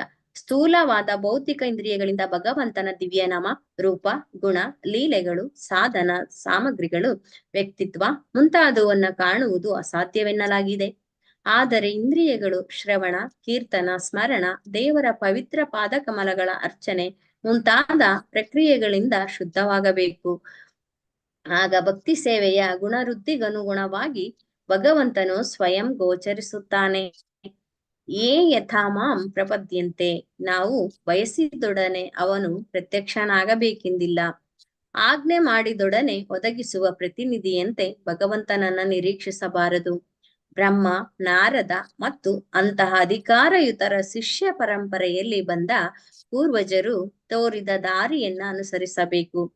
ನಿರ್ಧಾರಿತ ಭಕ್ತಿಯುತ ಕರ್ತವ್ಯಗಳನ್ನ ಸಲ್ಲಿಸಲು ಸಿದ್ಧರಾಗಿರಬೇಕು. ಹಾಗಾದಾಗ ನಿಷ್ಕಪಟ ಭಕ್ತಿ ಸೇವೆಯಿಂದ ಇಂದ್ರಿಯಗಳು ಪ್ರಗತಿಯುತವಾಗಿ ಶುದ್ಧವಾಗುತ್ತಾ ಹೋಗುತ್ತವೆ. ಆಗ ಭಕ್ತನ ಆಧ್ಯಾತ್ಮ ಪ್ರಗತಿ ಅನುಸಾರವಾಗಿ ಭಗವಂತನು ತನ್ನ ಸ್ವರೂಪವನ್ನ ತೋರುತ್ತಾನೆ. ಭಕ್ತಿ ಸೇವಾ ಮಾರ್ಗದಲ್ಲಿ ಇಲ್ಲದವನು ಅವನನ್ನು ಕಾಣಲಾರ. ಕೇವಲ ಲೆಕ್ಕಾಚಾರ ಮನೋಕಲ್ಪನೆಗಳಿಂದಲೂ ಸಾಧ್ಯವಾಗುವುದಿಲ್ಲ. ಅಂತಹ ಪರಿಶ್ರಮಿಯು ಆಲಿಸುವವರೆದುರು ಶಬ್ದಾಡಂಬರವನ್ನ ತೋರಬಹುದು. ಆದರೆ ಅವನು ದೇವೋತ್ತಮ ಪರಮಪುರುಷನ ವ್ಯಕ್ತಿತ್ವ ಲಕ್ಷಣವನ್ನ ಅರಿತಿರುವುದಿಲ್ಲ. ಭಕ್ತಿ ಸೇವೆಯಿಂದ ಮಾತ್ರ ತನ್ನನ್ನ ಕಾಣಬಹುದೆಂದು ಭಗವದ್ಗೀತೆಯಲ್ಲಿ ಭಗವಂತನೇ ಸ್ಪಷ್ಟವಾಗಿ ಹೇಳಿದ್ದಾನೆ. ಅತಿ ಗರ್ವಿತವಾದ ಯಾವುದೇ ಭೌತಿಕ ವಿವಾದದ ಪ್ರಕ್ರಿಯೆಯಿಂದ ಭಗವಂತನನ್ನ ತಿಳಿಯಲಾಗುವುದಿಲ್ಲ. ಆದರೆ ವಿನೀತ ಭಕ್ತನು ತನ್ನ ಶ್ರದ್ಧಾಪೂರ್ವಕ ಭಕ್ತಿ ಸೇವೆಯಿಂದ ಭಗವಂತನನ್ನ ತೃಪ್ತಿಪಡಿಸಬಲ್ಲನು. ಹಾಗೆ ಭಗವಂತನು ಭಕ್ತನೆದುರು ಪ್ರಮಾಣ ಅನುಸಾರ ಪ್ರಕಟವಾಗುತ್ತಾನೆ. ಆದ ಕಾರಣ ಬ್ರಹ್ಮನು ನಿಜ ಗುರುವೆನಿಸಿ ತನ್ನ ಗೌರವಪೂರ್ವಕ ಪ್ರಣಾಮಗಳನ್ನ ಅರ್ಪಿಸುತ್ತಾನೆ. ಶ್ರವಣ, ಕೀರ್ತನ ಪ್ರಕ್ರಿಯೆಗಳನ್ನ ಅನುಸರಿಸುವಂತೆ ನಮಗೆ ಬೋಧಿಸುತ್ತಾನೆ. ಈ ವಿಧಾನ ಮಾತ್ರದಿಂದ ಅಥವಾ ಕೇವಲ ಭಗವದ್ ಅವತಾರದ ಮಹಿಮೆ ಕಾರ್ಯಗಳ ಶ್ರವಣ ಕೀರ್ತನಗಳಿಂದ ಖಂಡಿತವಾಗಿ ಭಗವಂತನ ಸ್ವರೂಪವನ್ನು ವ್ಯಕ್ತಿಯು ತನ್ನಲ್ಲಿ ಕಾಣಬಲ್ಲನು. ಶ್ರೀಮದ್ ಭಾಗವತದ ಪ್ರಥಮ ಸಂಪುಟದಲ್ಲಿ ಈ ವಿಷಯವನ್ನು ಈ ಶ್ಲೋಕಕ್ಕೆ ಸಂಬಂಧಿಸಿದಂತೆ ಈಗಾಗಲೇ ಚರ್ಚಿಸಲಾಗಿದೆ. ತಚ್ಶ್ರದ್ಧಾದಾನಮನಯೋ ಜ್ಞಾನ ವೈರಾಗ್ಯ ಯುಕ್ತಯ ಪಶ್ಯಂತಾತ್ಮನಿ ಚಾತಾತ್ಮ ಭಕ್ತ್ಯಾಶ್ರುತ ಗ್ರಹೀತಯ. ಭಾಗವತ 1.2.12. ತೀರ್ಮಾನವೆಂದರೆ ದೇವೋತ್ತಮ ಪರಮ ಪುರುಷನನ್ನು ಯಾವ ವಿಧಾನದಿಂದಲೂ ಪೂರ್ಣವಾಗಿ ತಿಳಿಯಲಾಗುವುದಿಲ್ಲ. ಆದರೆ ಭಕ್ತಿ ಸೇವೆ, ಶ್ರವಣ, ಕೀರ್ತನ ಮುಂತಾದ ಪ್ರಕ್ರಿಯೆಗಳಿಂದ ಭಾಗಶಃ ಅವನನ್ನ ಕಾಣಬಹುದು. ಶ್ಲೋಕ 39.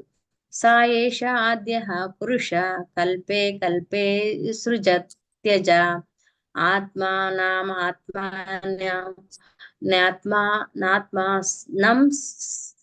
ಸಂಯುಚ್ಯತಿ ಪಾತಿ ಚ. ಸಹ ಅವನು ಏಷಃ ಯಾವ ಆದ್ಯ ಮೂಲ ದೇವೋತ್ತಮ ಪುರುಷನು ಪುರುಷಃ ಗೋವಿಂದನಾದ ಶ್ರೀಕೃಷ್ಣನ ಸ್ವಾಂಶ ವಿಸ್ತರಣೆಯಾದ ಮಹಾವಿಷ್ಣು ಅವತಾರನು. ಕಲ್ಪೆ ಕಲ್ಪೆ ಪ್ರತಿಯೊಂದು ಕಲ್ಪಗಳಲ್ಲಿಯೂ ಸೃಜತಿ ಸೃಷ್ಟಿಸುತ್ತಾನೆ. ಅಜಃ ಜನ್ಮರಹಿತನಾದ ಆತ್ಮ ತಾನು ಆತ್ಮನಿ ತನ್ನಲ್ಲಿ ಆತ್ಮನ ತನ್ನಿಂದ ಆತ್ಮನಾಂ ತನ್ನನ್ನು ಸಹ ಅವನು ಸಂಯಚ್ಛತಿ ಲೀನವಾಗಿಸುತ್ತಾನೆ. ಪಾತಿ ಕಾಪಾಡುತ್ತಾನೆ. ಚ ಕೂಡ. ಅನುವಾದ. ಆ ಮೂಲ ದೇವೋತ್ತಮ ಪರಮ ಪುರುಷ ಶ್ರೀಕೃಷ್ಣನು ತನ್ನ ಸಮಗ್ರ ಭಾಗವನ್ನ ವಿಸ್ತರಿಸಿ ಮೊದಲ ಅವತಾರ ಮಹಾವಿಷ್ಣುವಾಗಿ ವಿಷ್ಣುವಾಗುತ್ತಾನೆ. ಈ ವ್ಯಕ್ತ ವಿಶ್ವವನ್ನ ಸೃಷ್ಟಿಸುತ್ತಾನೆ. ಆದರೂ ಅವನು ಅಜಾತನು. ಹಾಗಾದರೂ ಸೃಷ್ಟಿಯು ಅವನಲ್ಲೇ ನಡೆಯುತ್ತದೆ. ಭೌತಿಕ ಪದಾರ್ಥಗಳು ಅಭಿವ್ಯಕ್ತಿಗಳು ಎಲ್ಲವೂ ಸ್ವತಃ ಅವನೇ. ಅವನು ಕೆಲ ಕಾಲ ಅವನ್ನು ಕಾಪಾಡುತ್ತಾನೆ, ಮತ್ತೆ ಅವನ್ನು ತನ್ನೊಳಗೆ ಲೀನ ಮಾಡಿಕೊಳ್ಳುತ್ತಾನೆ. ಭಾವಾರ್ಥ. ಸೃಷ್ಟಿಯು ಭಗವಂತನಿಂದ ಭಿನ್ನವಾಗಿಲ್ಲ, ಆದರೂ ಅವನು ಸೃಷ್ಟಿಯೊಳಗಿಲ್ಲ. ಆ ವಿಚಾರವನ್ನ ಭಗವದ್ಗೀತೆಯ 9.4 ಹೀಗೆ ವಿವರಿಸಲಾಗಿದೆ. ಮಯಾ ತತಂ ಇದಂ ಸರ್ವಂ ಜಗದವ್ಯಕ್ತ ಮೂರ್ತಿನ ಮತ್ಸ್ಥಾನಿ ಸರ್ವಭೂತಾನಿ ನ ಚಾಹಂ ತೇಷ್ವಸ್ಥಿತಃ. ಪರಮ ಸತ್ಯದ ನಿರಾಕಾರ ಕಲ್ಪನೆಯು ಕೂಡ ಅವ್ಯಕ್ತ ಮೂರ್ತಿ ಎಂದು ಕರೆಯಲಾಗುವ ಭಗವಂತನ ರೂಪವೇ. ಮೂರ್ತಿ ಎಂದರೆ ರೂಪ. ನಮ್ಮ ಸೀಮಿತ ಇಂದ್ರಿಯಗಳಿಗೆ ಅವನ ನಿರಾಕಾರ ರೂಪವು ವಿವರಿಸಲಾಗದಂತದ್ದು. ಅವನು ಅವ್ಯಕ್ತ ಮೂರ್ತಿ. ಅಂತಹ ವಿವರಿಸಲಾಗದ ಭಗವಂತನ ರೂಪದಲ್ಲಿ ಸಮಸ್ತ ಸೃಷ್ಟಿಯೊಡಗಿದೆ. ಎಂದರೆ ಪೂರ್ಣ ಸೃಷ್ಟಿಯೇ ಸ್ವಯಂ ಭಗವಂತನಾಗಿದ್ದಾನೆ ಮತ್ತು ಸೃಷ್ಟಿಯೂ ಕೂಡ ಅವನಿಂದ ಭಿನ್ನವಾಗಿಲ್ಲ. ಆದರೆ ಏಕಕಾಲದಲ್ಲಿ ಅವನು ಮೂಲ ದೇವೋತ್ತಮ ಪರಮ ಪುರುಷ ಶ್ರೀಕೃಷ್ಣನು ಸೃಷ್ಟಿಯ ಅಭಿವ್ಯಕ್ತಿಯಿಂದ ಪ್ರತ್ಯೇಕವಾಗಿದ್ದಾನೆ. ನಿರಾಕಾರವಾದಿಯು ಭಗವಂತನ ನಿರಾಕಾರ ರೂಪ ಅಥವಾ ಲಕ್ಷಣಕ್ಕೆ ಮಹತ್ವವೀಯುತ್ತಾನೆ. ಭಗವಂತನ ಮೂಲ ವ್ಯಕ್ತಿತ್ವವನ್ನ ನಂಬುವುದಿಲ್ಲ. ಆದರೆ ವೈಷ್ಣವರು ಭಗವಂತನ ಮೂಲ ರೂಪವನ್ನು ಒಪ್ಪುತ್ತಾರೆ. ಅವರಿಗೆ ನಿರಾಕಾರ ರೂಪವು ಅವನ ಹಲವು ಲಕ್ಷಣಗಳಲ್ಲಿ ಒಂದು ಮಾತ್ರ. ಭಗವಂತನ ನಿರಾಕಾರ ಮತ್ತು ಸಾಕಾರ ಕಲ್ಪನೆಗಳು ಏಕಕಾಲದಲ್ಲಿ ಅಸ್ತಿತ್ವದಲ್ಲಿ ಇರುತ್ತವೆ. ಈ ವಿಚಾರವನ್ನ ಭಗವದ್ಗೀತೆ, ಶ್ರೀಮದ್ ಭಾಗವತ ಮತ್ತು ವೇದಶಾಸ್ತ್ರಗಳಲ್ಲಿ ಸ್ಪಷ್ಟವಾಗಿ ವಿವರಿಸಲಾಗಿದೆ.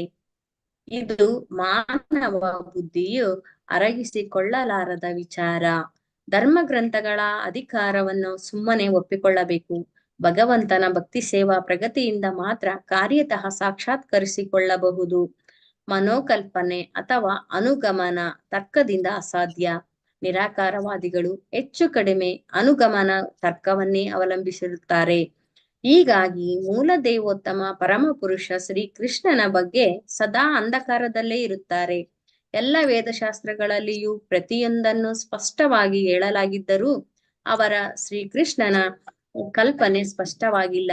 ಭಗವಂತನು ಪ್ರತಿಯೊಂದರಲ್ಲೂ ವಿವರಿಸಿದ್ದಾನೆ. ಅವನ ಈ ಮೂಲ ವ್ಯಕ್ತಿಗತ ರೂಪದ ಅಸ್ತಿತ್ವವನ್ನ ಅಲ್ಪಜ್ಞಾನವು ಗ್ರಹಿಸಲಾರದು. ಭೌತಿಕ ಕಲ್ಪನೆಯೇ ಹೆಚ್ಚು ಕಡಿಮೆ ಈ ಅಪೂರ್ಣತೆಗೆ ಕಾರಣ. ಒಂದು ವಸ್ತುವು ವಿಸ್ತಾರವಾಗಿ ಭಾಗಗಳಲ್ಲಿ ಹರಡಿದಾಗ ಅದು ಮೂಲ ರೂಪದ ಅಸ್ತಿತ್ವದಲ್ಲಿರಲಾರದು ಎಂಬುದೇ ಆ ಭೌತಿಕ ಕಲ್ಪನೆಯಾಗಿದೆ. ಮೂಲ ದೇವೋತ್ತಮ ಪರಮ ಪುರುಷ ಗೋವಿಂದನು ತಾನೇ ಮಹಾವಿಷ್ಣುವಿನ ಅವತಾರವಾಗಿ ವಿಸ್ತರಿಸಿಕೊಳ್ಳುತ್ತಾನೆ. ಕಾರಣ ಸಾಗರದಲ್ಲಿ ವಿಶ್ರಮಿಸುತ್ತಾನೆ. ಅದನ್ನು ಅವನೇ ಸೃಷ್ಟಿಸುತ್ತಾನೆ. ಬ್ರಹ್ಮ ಸಂಹಿತೆ ಇದನ್ನು ಮುಂದಿನಂತೆ ದೃಢಪಡಿಸುತ್ತದೆ. ಯಾ ಕಾರಣಾರ್ಣವ ಜಲೆ ಭಜತಿ ಸ್ಮಯೋಗ ನಿದ್ರಾಮನಂತ ಜಗದಂಡ ಸರೋಮಕೂಪಃ ಆಧಾರ ಶಕ್ತಿ ಅವಲಂಬ್ಯ ಸ್ವಮೂರ್ತಿಂ ಗೋವಿಂದಮಾದಿ ಪುರುಷಂ ತಮಹಂ ಭಜಾಮಿ. ಬ್ರಹ್ಮ ಸಂಹಿತೆಯಲ್ಲಿ ಬ್ರಹ್ಮನು ಹೇಳುತ್ತಾನೆ, ನಾನು ಆದಿಪ್ರಭು ಗೋವಿಂದನನ್ನು ಪೂಜಿಸುತ್ತೇನೆ. ಅವನು ಸಮಗ್ರ ಭಾಗವೇ ಮಹಾವಿಷ್ಣುವಾಗಿ ಕಾರಣ ಸಾಗರದಲ್ಲಿ ಮಲಗಿದ್ದಾನೆ. ಅವನ ದಿವ್ಯ ದೇಹದ ರೋಮಕೂಪಗಳಿಂದ ಸಮಸ್ತ ವಿಶ್ವಗಳನ್ನು ಸೃಷ್ಟಿಸುತ್ತಿದ್ದಾನೆ. ಅವನು ಶಾಶ್ವತ ಯೋಗ ನಿದ್ರೆಯನ್ನು ಸ್ವೀಕರಿಸಿದ್ದಾನೆ. ಹೀಗೆ ಈ ಮಹಾವಿಷ್ಣು ಸೃಷ್ಟಿಯಲ್ಲಿ ಮೊದಲ ಅವತಾರ. ಅವನಿಂದ ಎಲ್ಲ ಬ್ರಹ್ಮಾಂಡಗಳು ಸೃಷ್ಟಿಯಾಗಿ ಎಲ್ಲ ಭೌತಿಕ ಅಭಿವ್ಯಕ್ತಿಗಳು ಒಂದರ ಅನಂತರ ಒಂದರಂತೆ ಉತ್ಪತ್ತಿಯಾಗಿವೆ. ಭಗವಂತನು ಸಾಗರ ಕಾರಣನನ್ನು ಮಹತತ್ವದಂತೆ ಸೃಷ್ಟಿಸಿದ್ದಾನೆ. ಅದು ಪರಮಯೋಮದ ಮೋಡದಂತಿದೆ. ಇದು ಅವನ ವಿವಿಧ ಅಭಿವ್ಯಕ್ತಿಗಳ ಒಂದು ಭಾಗ ಮಾತ್ರ. ಪರಯೋಮವು ಅವನ ವ್ಯಕ್ತಿಗತ ಕಿರಣಗಳ ವಿಸ್ತರಣೆಯಾಗಿದೆ. ಅವನೇ ಮಹತ್ತತ್ವದ ಮೋಡವೂ ಕೂಡ. ಅವನು ಮಲಗಿಕೊಂಡ ತನ್ನ ಉಸಿರಾಟದಿಂದ ಬ್ರಹ್ಮಾಂಡಗಳನ್ನು ಸೃಷ್ಟಿಸುತ್ತಾನೆ. ಪುನಃ ಗರ್ಭೋದಕಶಾಹಿ ವಿಷ್ಣುವಾಗಿ ಪ್ರತಿಯೊಂದು ಬ್ರಹ್ಮಾಂಡವನ್ನು ಪ್ರವೇಶಿಸುತ್ತಾನೆ. ಬ್ರಹ್ಮಾಂಡದ ಪರಿಪಾಲನೆಗಾಗಿ ಬ್ರಹ್ಮ, ಶಿವ ಮತ್ತು ಇತರ ದೇವತೆಗಳನ್ನು ಸೃಷ್ಟಿಸುತ್ತಾನೆ. ಪುನಃ ಎಲ್ಲವನ್ನೂ ತನ್ನ ವ್ಯಕ್ತಿತ್ವದಲ್ಲಿ ಲೀನಗೊಳಿಸಿಕೊಳ್ಳುತ್ತಾನೆ. ಇದು ಭಗವದ್ಗೀತೆ 9.7ರಲ್ಲಿ ದೃಢಪಟ್ಟಿದೆ. ಸರ್ವಭೂತಾನಿ ಕೌಂತೆಯ ಪ್ರಕೃತಿಂ ಯಾಂತಿ ಮಾಮಿಕಂ ಕಲ್ಪಕ್ಷಯೇ ಪುನಸ್ತಾನಿ ಕಲ್ಪದೌ ವಿಸೃಜಾಮ್ಯಹಂ. ಓ ಕುಂತಿ ಪುತ್ರನೇ, ಕಲ್ಪ ಅಥವಾ ಬ್ರಹ್ಮನ ಆಯುಷ್ಯದ ಅವಧಿ ಮುಗಿದಾಗ ಸೃಷ್ಟಿಗೊಂಡ ಅಭಿವ್ಯಕ್ತಿಗಳೆಲ್ಲವೂ ನನ್ನ ಪ್ರಕೃತಿ ಅಥವಾ ಶಕ್ತಿಯಲ್ಲಿ ಪ್ರವೇಶಿಸುತ್ತವೆ. ಮತ್ತೆ ನಾನು ಬಯಸಿದಾಗ ನನ್ನ ವ್ಯಕ್ತಿಗತ ಶಕ್ತಿಯಿಂದ ಅವೇ ಸೃಷ್ಟಿಗಳು ಪುನಃ ಜನ್ಮ ತಾಳುತ್ತವೆ. ತಾತ್ಪರ್ಯವೇನೆಂದರೆ ಇವೆಲ್ಲವೂ ಭಗವಂತನ ಅಚಿಂತ್ಯವಾದ ವ್ಯಕ್ತಿಗತ ಶಕ್ತಿಗಳ ಪ್ರದರ್ಶನ ಮಾತ್ರ. ಅವುಗಳ ಪೂರ್ಣ ವಿಚಾರವನ್ನ ಯಾರೂ ಹೊಂದಿರುವುದು ಅಸಾಧ್ಯ. ಈ ಅಂಶವನ್ನ ಆಗಲೇ ನಾವು ಚರ್ಚಿಸಿದ್ದೇವೆ. ಶ್ಲೋಕ 40-41. ವಿಶುದ್ಧಂ ಕೇವಲಂ ಜ್ಞಾನಂ ಪ್ರತ್ಯಕ್ ಸಮ್ಯಗವಸ್ಥಿತಂ ಸತ್ಯಂ ಪೂರ್ಣಮನಾದ್ಯಂತಂ ನಿರ್ಗುಣಂ ನಿತ್ಯಮದ್ವಯಂ ಋಷೇ ವಿದಂತಿ ಮುನಯಃ ಪ್ರಶಾಂತಾತ್ಮೇಂದ್ರಿಯಾಶಯ ಯದಾ ತದೇವಾ ಸತ್ತೇರ್ಕೈಸ್ತಿರೋದಿಯೇತ ವಿಪ್ಲುತಂ. ವಿಶುದ್ಧಂ ಭೌತಿಕ ಕಲ್ಮಶರಹಿತನಾದ, ಕೇವಲಂ ಶುದ್ಧ ಮತ್ತು ಪರಿಪೂರ್ಣನಾದ, ಜ್ಞಾನನಾದ, ಪ್ರತ್ಯೇಕ್ ಸರ್ವವ್ಯಾಪ್ತವಾಗಿ, ಸಮ್ಯಕ್ ಸಂಪೂರ್ಣವಾಗಿ, ಅವಸ್ಥಿತಂ ಇರುವವನಾದ, ಸತ್ಯಂ ಸತ್ಯನಾದ, ಪೂರ್ಣಂ ಪರತರನಾದ, ಅನಾದಿ ಆದಿ ಇಲ್ಲದ, ಅಂತಂ ಹಾಗೆಯೇ ಅಂತ್ಯವಿಲ್ಲದ, ನಿರ್ಗುಣಂ ಪ್ರಕೃತಿ ಗುಣರಹಿತನಾದ, ನಿತ್ಯಂ ಶಾಶ್ವತನಾದ, ಅದ್ವಯಂ ಪ್ರತಿಸ್ಪರ್ಧಿ ಇಲ್ಲದವನನ್ನು ಋಷೇ ನಾರದನೇ ವಿದಂತಿ ತಿಳಿಯುತ್ತಾರೆ. ಮುನಯಃ ಮಹಾಚಿಂತಕರು ಪ್ರಶಾಂತ ಶಾಂತರಾದ ಆತ್ಮ ತಮ್ಮ ಇಂದ್ರಿಯಗಳ ಆಶಯವುಳ್ಳ ಯದಾ ಯಾವಾಗ ತತ್ ಏವ ನಿಶ್ಚಯವಾಗಿ ಅಸಮರ್ಥನೀಯವಾದ ತರ್ಕಗಳಿಂದ ತೀರದೀಯತೆ ಅದೃಶ್ಯವಾಗುವುದೋ ವಿಪ್ಲುತಂ ಅಪಾರ್ಥವು. ಅನುವಾದ: ದೇವೋತ್ತಮ ಪರಮ ಪುರುಷನು ಪರಿಶುದ್ಧನಾಗಿದ್ದಾನೆ, ಭೌತಿಕ ಬೆರಕೆಗಳ ಮಾಲಿನ್ಯದಿಂದ ಮುಕ್ತನಾಗಿದ್ದಾನೆ. ಅವನೇ ಆ ಪರಮ ಸತ್ಯ. ಅವನ ದಿವ್ಯ ದೇಹವು ಪೂರ್ಣ ಹಾಗೂ ನಿರ್ದಿಷ್ಟ ಜ್ಞಾನಯುಕ್ತವಾಗಿದೆ. ಆದ್ಯಂತರಹಿತನು, ಅಪ್ರತಿಮನು, ಸರ್ವವ್ಯಾಪ್ತನು. ಓ ನಾರದ ಮಹರ್ಷಿ, ಮಹಾಜಿಜ್ಞಾಸಿಗಳು ಅವನನ್ನು ತಿಳಿಯಬೇಕಾದರೆ ಐಹಿಕ ಹಂಬಲಗಳಿಂದ ಪೂರ್ಣ ಮುಕ್ತರಾಗಬೇಕು. ಇಂದ್ರಿಯಗಳ ನಿಶ್ಚಲ ಸ್ಥಿತಿಗಳಲ್ಲಿ ಆಶ್ರಯ ಪಡೆಯಬೇಕು. ಇಲ್ಲದಿದ್ದರೆ ಅಸಮರ್ಥನೀಯ ತರ್ಕಗಳಿಂದ ಎಲ್ಲವೂ ವಿರೂಪಗೊಳ್ಳುತ್ತವೆ. ನಮ್ಮ ದೃಷ್ಟಿಯಿಂದ ಭಗವಂತನು ಮರೆಯಾಗುತ್ತಾನೆ. ಭಾವಾರ್ಥ: ಅಶಾಶ್ವತ ಭೌತಿಕ ಸೃಷ್ಟಿಗಳಲ್ಲಿ ಅವನ ದಿವ್ಯ ಚಟುವಟಿಕೆಗಳಿಂದ ಹೊರತಾದ ಭಗವಂತನ ಒಂದು ಸಮೀಕ್ಷೆ ಇಲ್ಲಿ ಇದೆ. ಭಗವಂತನು ಅವತಾರವೆತ್ತಿದಾಗ ಅವನ ಭೌತಿಕ ದೇಹವು ಕಲುಷಿತವಾಗುವುದೆಂದು ಮಾಯಾವಾದ ದರ್ಶನವು ಉಪಾಧಿ ನೀಡಲು ಪ್ರಯತ್ನಿಸುತ್ತದೆ. ಈ ಬಗೆಯ ತಪ್ಪು ಅಭಿಪ್ರಾಯಗಳನ್ನ ಇಲ್ಲಿ ಸಂಪೂರ್ಣವಾಗಿ ನಿರಾಕರಿಸಲಾಗಿದೆ. ಎಲ್ಲ ಸಂದರ್ಭಗಳಲ್ಲೂ ಭಗವಂತನ ಸ್ಥಿತಿ ಪರಿಶುದ್ಧ ಮತ್ತು ಅಕಲುಷಿತವೆಂದು ವಿವರಿಸಿದೆ. ಮಾಯಾವಾದ ದರ್ಶನದ ಪ್ರಕಾರ ಆಧ್ಯಾತ್ಮ ಆತ್ಮನು ಅಜ್ಞಾನದಿಂದ ಆವೃತ್ತವಾದಾಗ ಜೀವ ಎಂದು ಹೆಸರು ಪಡೆಯುತ್ತಾನೆ. ಆ ಆತ್ಮನು ಅಜ್ಞಾನ ಅಥವಾ ಅವಿದ್ಯೆಯಿಂದ ಮುಕ್ತನಾದಾಗ ಪರಮ ಸತ್ಯದ ನಿರಾಕಾರ ಅಸ್ತಿತ್ವದಲ್ಲಿ ಐಕ್ಯವಾಗುತ್ತಾನೆ. ಆದರೆ ಇಲ್ಲಿ ಭಗವಂತನು ಶಾಶ್ವತವಾಗಿ ಪೂರ್ಣ ಮತ್ತು ನಿರ್ದಿಷ್ಟ ಜ್ಞಾನದ ಸಂಕೇತವೆನ್ನಲಾಗಿದೆ. ಎಲ್ಲ ಭೌತಿಕ ಕಲ್ಮಶಗಳಿಂದ ನಿತ್ಯ ಮುಕ್ತಿ ಪಡೆದಿರುವುದು ಅವನ ವೈಶಿಷ್ಟ್ಯ. ಇದು ಭಗವಂತನನ್ನ ಸಾಮಾನ್ಯ ವ್ಯಕ್ತಿಗಳಿಂದ ಪ್ರತ್ಯೇಕಿಸುತ್ತದೆ. ಸಾಮಾನ್ಯ ಜೀವಿಗಳು ಸಹಜ ಪ್ರವೃತ್ತಿಯಿಂದ ಅವಿದ್ಯೆಯ ವಶವಾಗಿ ಭೌತಿಕವೆಂದು ನಿರ್ದೇಶಿತವಾಗುತ್ತವೆ. ವೇದಗಳಲ್ಲಿ ಭಗವಂತನು ವಿಜ್ಞಾನಂ ಆನಂದಂ ಸಂಪೂರ್ಣ ಜ್ಞಾನಾನಂದ ಎನ್ನಲಾಗಿದೆ. ಬದ್ಧಾತ್ಮಗಳನ್ನು ಎಂದೂ ಅವನೊಂದಿಗೆ ಹೋಲಿಸಲಾಗದು, ಏಕೆಂದರೆ ಅಂತಹ ಜೀವಾತ್ಮರು ಕಲುಷಿತಗೊಳ್ಳುವ ಪ್ರವೃತ್ತಿ ಹೊಂದಿದ್ದಾರೆ. ಆದರೂ ಮೋಕ್ಷಾನಂತರ ಜೀವಿಯು ಭಗವಂತನ ಅಸ್ತಿತ್ವದ ಸಮಾನ ಗುಣದೊಂದಿಗೆ ಐಕ್ಯವಾಗಬಹುದು. ಆದರೆ ಭಗವಂತನಲ್ಲಿಲ್ಲದ ಅವನ ಕಲುಷಿತಗೊಳ್ಳುವ ಸ್ವಭಾವವು ಜೀವಾತ್ಮನನ್ನ ಭಗವಂತನಿಂದ ಪ್ರತ್ಯೇಕವಾಗಿಸುತ್ತದೆ. ವೇದಗಳಲ್ಲಿ ಶುದ್ಧಂ ಅಪಾಪವಿದ್ದಂ ಎಂದು ಹೇಳಲಾಗಿದೆ. ಜೀವಾತ್ಮನು ಪಾಪದಿಂದ ಕಲುಷಿತಗೊಳ್ಳುತ್ತಾನೆ, ಆದರೆ ಭಗವಂತನು ಎಂದೂ ಪಾಪಗಳಿಂದ ಕಲುಷಿತನಾಗುವುದಿಲ್ಲ. ಭಗವಂತನನ್ನು ಬಲಿಷ್ಠನಾದ ಸೂರ್ಯನಿಗೆ ಹೋಲಿಸಲಾಗಿದೆ. ಸೂರ್ಯನು ಎಂದೂ ಯಾವ ಸಾಂಕ್ರಾಮಿಕಗಳಿಂದಲೂ ಕಲುಷಿತನಾಗುವುದಿಲ್ಲ, ಏಕೆಂದರೆ ಅವನು ಅಷ್ಟು ಬಲಿಷ್ಠನಾಗಿದ್ದಾನೆ. ಇದಕ್ಕೆ ಪ್ರತಿಯಾಗಿ ದೂಷಿತ ವಸ್ತುಗಳು ಸೂರ್ಯ ಕಿರಣಗಳಿಂದ ಸಂಸ್ಕರಿಸಲ್ಪಡುತ್ತವೆ. ಹಾಗೆಯೇ ಭಗವಂತನು ಎಂದೂ ಪಾಪಗಳಿಂದ ಕಲುಷಿತಗೊಳ್ಳುವುದಿಲ್ಲ.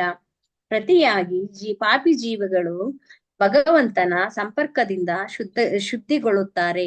ಎಂದರೆ ಭಗವಂತನು ಸೂರ್ಯನಂತೆ ಸರ್ವವ್ಯಾಪ್ತನಾಗಿದ್ದಾನೆ. ಆದ್ದರಿಂದ ಈ ಶ್ಲೋಕದಲ್ಲಿ ಪ್ರತ್ಯೇಕ ಪದವನ್ನ ಬಳಸಲಾಗಿದೆ. ಭಗವಂತನ ಶಕ್ತಿ ವಿಸ್ತರಣೆಯಿಂದ ಯಾವುದೂ ಹೊರತಾಗಿಲ್ಲ. ಭಗವಂತನು ಪ್ರತಿಯೊಂದರಲ್ಲೂ ಇದ್ದಾನೆ. ಅವನು ಎಲ್ಲವನ್ನು ಆವರಿಸಿದ್ದಾನೆ. ಜೀವಾತ್ಮರ ಚಟುವಟಿಕೆಗಳಿಂದ ಕೆರಳಿಲ್ಲ.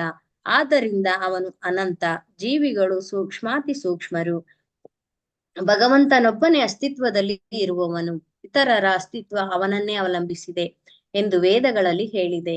ಎಲ್ಲರ ಅಸ್ತಿತ್ವ ಸಾಮರ್ಥ್ಯದ ಉತ್ಪಾದಕ ನಿಧಿ ಅವನೇ. ಅವನು ಇತರ ಎಲ್ಲ ಸತ್ಯಗಳ ವರ್ಗದಲ್ಲಿ ಪರಮ ಸತ್ಯನಾಗಿದ್ದಾನೆ. ಅವನೇ ಪ್ರತಿಯೊಬ್ಬರ ಐಶ್ವರ್ಯಗಳ ಮೂಲವಾಗಿದ್ದಾನೆ. ಆದ್ದರಿಂದ ಯಾರೂ ಅವನ ಐಶ್ವರ್ಯಕ್ಕೆ ಸಮನಾಗಲಾರರು. ಖಂಡಿತವಾಗಿ ಅವನೇ ಪರಮಪುರುಷ, ಏಕೆಂದರೆ ಅವನು ಸಂಪತ್ತು, ಯಶಸ್ಸು, ಸಾಮರ್ಥ್ಯ, ಸೌಂದರ್ಯ, ಜ್ಞಾನ ಮತ್ತು ವೈರಾಗ್ಯಗಳಂತಹ ಐಶ್ವರ್ಯಯುಕ್ತನಾಗಿದ್ದಾನೆ. ಅವನು ವ್ಯಕ್ತಿಯಾಗಿರುವುದರಿಂದ ಅವನು ಅನೇಕ ವ್ಯಕ್ತಿಗತ ಗುಣಗಳನ್ನು ಹೊಂದಿದ್ದಾನೆ. ಆದರೂ ಅವನು ಲೌಕಿಕ ಗುಣಗಳಿಗೆ ಅತೀತನಾಗಿದ್ದಾನೆ. ಇತ್ತಂ ಭೂತ ಗುಣೋ ಹರಿಹಿ ಭಾಗವತ 1.7.10 ಎಂಬ ಹೇಳಿಕೆಯನ್ನು ಆಗಲೇ ಚರ್ಚಿಸಿದ್ದೇವೆ. ಅವನ ಅಲೌಕಿಕ ಗುಣಗಳು ಎಷ್ಟು ಆಕರ್ಷಕವೆಂದರೆ ಮುಕ್ತ ಜೀವಿಗಳು ಆತ್ಮಾರಾಮಃ ಕೂಡ ಅವುಗಳಿಂದ ಆಕರ್ಷಿತರಾಗಿದ್ದಾರೆ. ಎಲ್ಲ ವ್ಯಕ್ತಿಗತ ಗುಣಗಳನ್ನ ಹೊಂದಿದ್ದರೂ ಅವನು ಸಂಪೂರ್ಣ ಸರ್ವಶಕ್ತ. ಆದ್ದರಿಂದ ಅವನು ಸ್ವತಃ ಏನೂ ಮಾಡಬೇಕಾಗಿಲ್ಲ. ಎಲ್ಲವನ್ನು ಅವನ ಸರ್ವಶಕ್ತ ಶಕ್ತಿಗಳಿಂದ ನಡೆಸಲಾಗುತ್ತದೆ. ಪರಾಸ್ಯ ಶಕ್ತಿರ್ವಿದೈವ ಶ್ರೂಯತೆ ಸ್ವಭಾವಿಕಿ ಜ್ಞಾನ ಫಲಕ್ರಿಯಾಚ ಎಂಬ ವೇದ ಮಂತ್ರಗಳಲ್ಲಿ ಇದು ದೃಢೀಕೃತವಾಗಿದೆ. ಅವನ ನಿರ್ದಿಷ್ಟ ಆಧ್ಯಾತ್ಮ ರೂಪವನ್ನ ಇದು ಸೂಚಿಸುತ್ತದೆ. ಭೌತಿಕ ಇಂದ್ರಿಯಗಳಿಂದ ಅದನ್ನು ಅನುಭವಿಸಲಾಗುವುದಿಲ್ಲ. ಇಂದ್ರಿಯಗಳು ಭಕ್ತಿ ಸೇವೆಯಿಂದ ಪರಿಶುದ್ಧವಾದಾಗ ಮಾತ್ರ ಅವನನ್ನ ನೋಡಬಹುದಾಗಿದೆ. ಎಮ್ಮೆ ವೈಷ ಋಣುತೆ ತೇನ ಲಭ್ಯ. ಹೀಗೆ ಭಗವಂತ ಮತ್ತು ಜೀವಿಗಳಲ್ಲಿ ಅನೇಕ ವಿಚಾರಗಳಲ್ಲಿ ಮೂಲಭೂತ ವ್ಯತ್ಯಾಸಗಳಿವೆ. ವೇದಗಳು ಸಾರುವಂತೆ ಭಗವಂತನೊಡನೆ ಯಾರನ್ನೂ ಹೋಲಿಸಲಾಗುವುದಿಲ್ಲ. ಏಕಮೇವ ದ್ವಿತೀಯಂ ಬ್ರಹ್ಮ ದ್ವೈತಾದ್ಯೈ ಭಯಂ ಭವತಿ. ಭಗವಂತನಿಗೆ ಸ್ಪರ್ಧಿಗಳಿಲ್ಲ. ಅವನು ಬೇರೆ ಯಾರಿಂದಲೂ ಭಯಪಡಬೇಕಾಗಿಲ್ಲ.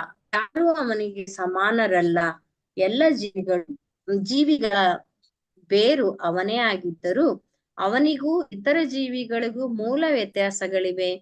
ಹಾಗಲ್ಲದಿದ್ದರೆ ಅವನಿರುವಂತೆ ಸಂಪೂರ್ಣವಾಗಿ ಯಾರೂ ಅವನನ್ನ ಅರಿಯಲಾರರು ಎಂಬ ಹಿಂದಿನ ಶ್ಲೋಕದ ಹೇಳಿಕೆಯ ಅಗತ್ಯವೇ ಇರಲಿಲ್ಲ. ನಾ ಎಂ ವಿದಂತಿ ತತ್ವೇನ, ಅವನನ್ನ ಯಾರೂ ಪೂರ್ತಿಯಾಗಿ ತಿಳಿಯಲಾರರು ಎಂಬ ವಿಚಾರವನ್ನ ಈ ಶ್ಲೋಕದಲ್ಲಿ ವಿವರಿಸಿದೆ.